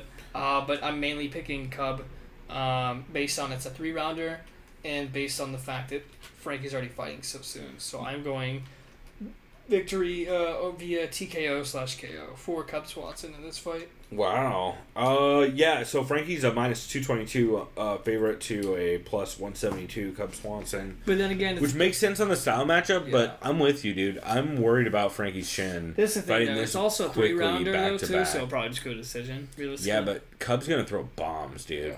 And Cub is nasty. Like, Cub pieced up Ortega in parts of that fight. That first round, really bad. The thing, Frankie's head movement is really good. I just wonder what we've never seen Frankie come back after a knockout, and there was a lot of rumors of him being back in the gym super quick after that knockout. Yeah, he even had that bullshit quote where he's like, "Oh, I've been knocked out. I've had worse concussions in sparring." No, he hasn't. Because remember, he told Brendan Schaub he's never had a concussion. Then why did he say that? To play off the knockout? No, this was before the fight with what's his face, with Ortega. No, I swear to God, he said like afterwards because they said. No, I know, but on Brendan Schaub's show Oh. beforehand, yeah. he said he's never been knocked out in sparring, or he said he's never been concussed. Fuck, really? Because, dude, like, literally after the Ortega fight, they asked him, "Oh, aren't you concerned you're taking a fight so soon? Like, what about the concussion after getting knocked out for some?" I think. Oh, you know what he said? I think he said, "Excuse me, I think I've had worse headaches in practice." Yeah. See, that's Yeah. I'm going Cub Swanson by TKO also. After that conversation right now, I have to. Frankie, I'm a huge Frankie fan. I'm a huge fan of both these guys. They're both great dudes. I'll just say this. But If Frankie, too quick a turnaround. It's fucked up to letting him fight. If Frankie gets finished, please, for the love of God, Give him the rest of the year off. and please go down to 135. I beg you. I don't think that's going to be better for his chin, dude. I think it's going to be worse for his chin. I think what he needs... he'll actually have to cut. Yeah, and I think that's a bad idea, honestly. I think what he needs is like 9 months off, honestly, which I know he doesn't want to hear at this point in his career, but like that dude's. I would like this fight to happen 2 months from now. You know, it's way too quick a turnaround. So in the main event of this Atlantic City card, we have Edson Jr. Barboza going up against Kevin Motown Phenom Lee. That's right. Our show art for this week of him getting kicked in the dick by his brother Keith. Yep, testing out the new, what is it? There's Diamond MMA Cup, which Joe Rogan's a huge fan of. Which makes sense. I don't understand why every dude doesn't wear those. It's just compression shorts with a cup in it. Like, wear them during spar. Well, I'm sure they do wear them during spar. Right? No, I'm sure they still use like Michael Bisping, where they have a fucking Muay Thai cup on, and it falls apart, and then he gets killed by GSP. Last time we saw Edson Barboza, he got fucking mauled by the current undisputed lightweight champion, Khabib Nurmagomedov. Like 3.5 months ago. Yeah. Before that, he had a vicious knockout via flying knee. Or switch knee, excuse me, it's a switch knee. Yeah, against Beneil Dariush. That was in the second or third, right? Second round. Yeah, that was wild. Before that, he had a unanimous decision victory over Gilbert Melendez and a unanimous decision victory over Anthony Pettis. He also had an incredible fight against Tony Ferguson, which he lost. That was a close fight. Yeah, that was in the second round, but they were both bloodied. Tony's a madman. Edson Barboza, by the way, trains at a Mark Henry's gym, and as well as Rafael Cornero in New Jersey. Yep. So this is a close... not Cordero. Rafael, Carnero? That's what I'm saying. Did you say Carnero? Carnero, yeah. Is that his name? No, Ricardo Almeida. Ricardo Almeida. I'm so stupid. Ricardo Almeida. Ricardo Almeida. You just reminded me. Okay. I knew it was wrong. I just had trouble piecing it together. A lot of Brazilians on this card. True. Then we have Kevin Motown Phenom Lee. Last time we saw him, he fought for the interim lightweight championship, in which he lost a fight which some people thought he was winning against Tony Ferguson, and that was when he was fighting with staph infection, which he should not have been cleared to fight. No, it's terrible fucking. That was in New York, though, right? If you click on that card, if you right click open, I'm pretty sure that was the New York card. I was in Vegas. Oh, it was in Vegas. Shouts out to Vegas for not recognizing a goddamn staph infection that Rogan could see from the booth. Fucking cage side. You're literally checking your dude before. I heard he put makeup on it, to be fair to him, or to be fair to the commission, but yeah, that's. Oh, and I remember he talked about he thought he was gonna die at one point during his weight cut. He said his heart was beating insanely fast. It was bad. And we should mention again, we are recording this before the weigh-ins, so see how that affects things. He did have that RNC win kind of over Michael Chiesa, mostly. And we say kind of because the Yamasaki stoppage was weird. Yep, which is why we haven't seen Yamasaki in a while, and his wins before that over Trinaldo and Mustafayev. Yeah. Which is and Jake Matthews. So as far as this fight goes, the advantage Kevin Lee has, yes, he's short at only 5'9". That is the average height, though, at lightweight, and it should be. That 5'10". 5'11", Barboza. Definitely longer. Very lanky. His reach is 75. But for someone who's 5'9", Kevin Lee's reach is 75 and a half. Yeah, he has crazy 76. reach, which doesn't seem like. I think it might actually be 77 or something like that. So it's like something absolutely insane. He doesn't look that big either. I think it's because of his build, but yeah. Either way, I really, really, really am confident, and I really like Kevin Lee in this fight. Me too. 100%. This is not a good matchup at all. Well, it's a good matchup in that Lee, he has decent striking defense. He does. Well, he kind of trained with Floyd Mayweather sometimes. Yeah, he at least is semi-affiliated with whatever Mayweather money team. The money team, yeah. As far as method of victory, I think it's just a decision. Barboza's got a hell of a fucking chin. So, I've actually, in this one, I could see that. I've got Kevin Lee by sub, probably in the second or third. Okay.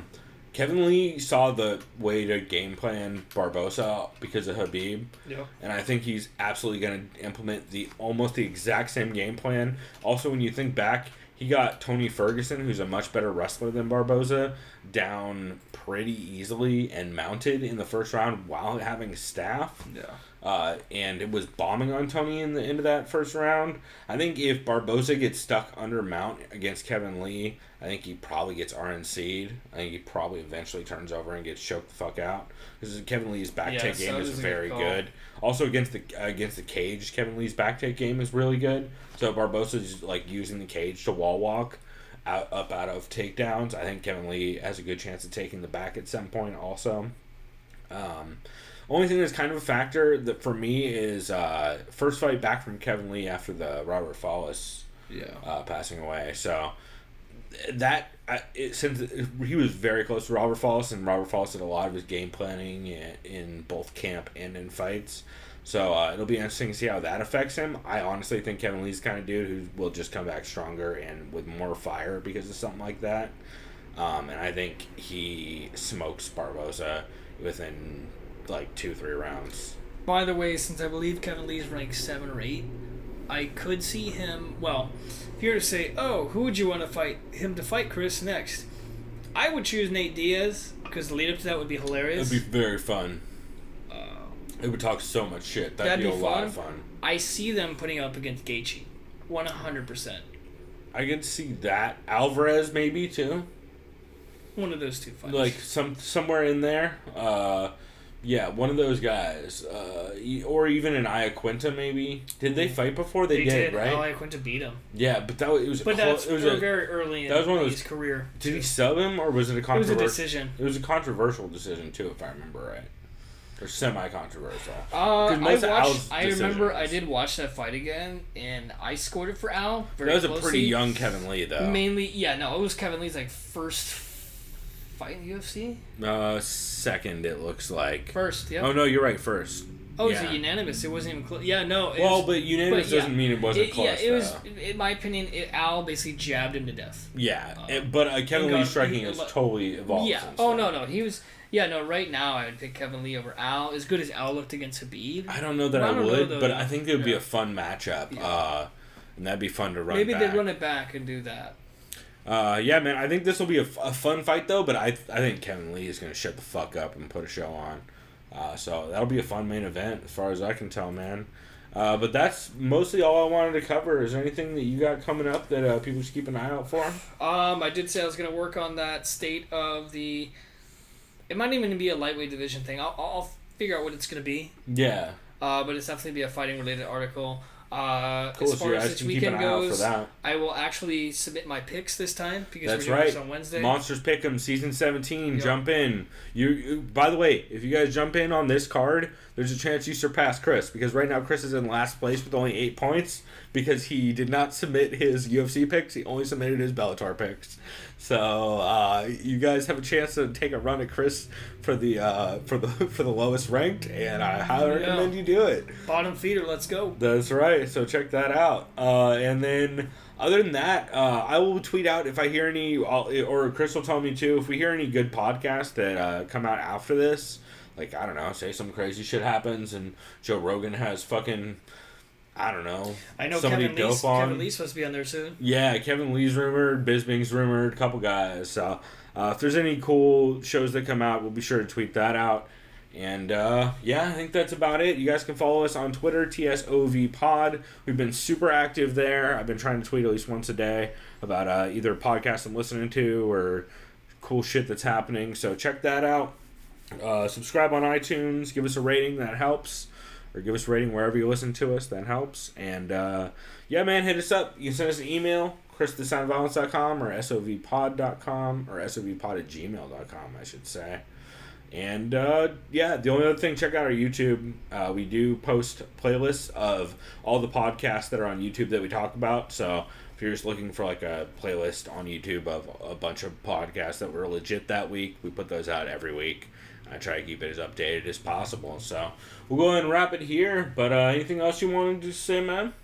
No, that's it for me. Cool. Well, enjoy the fights this weekend, and we will be back next Monday with our recap. And the audio will be better, I promise. Yep. All right, y'all. Well, until next time, go do something decadent. Wow.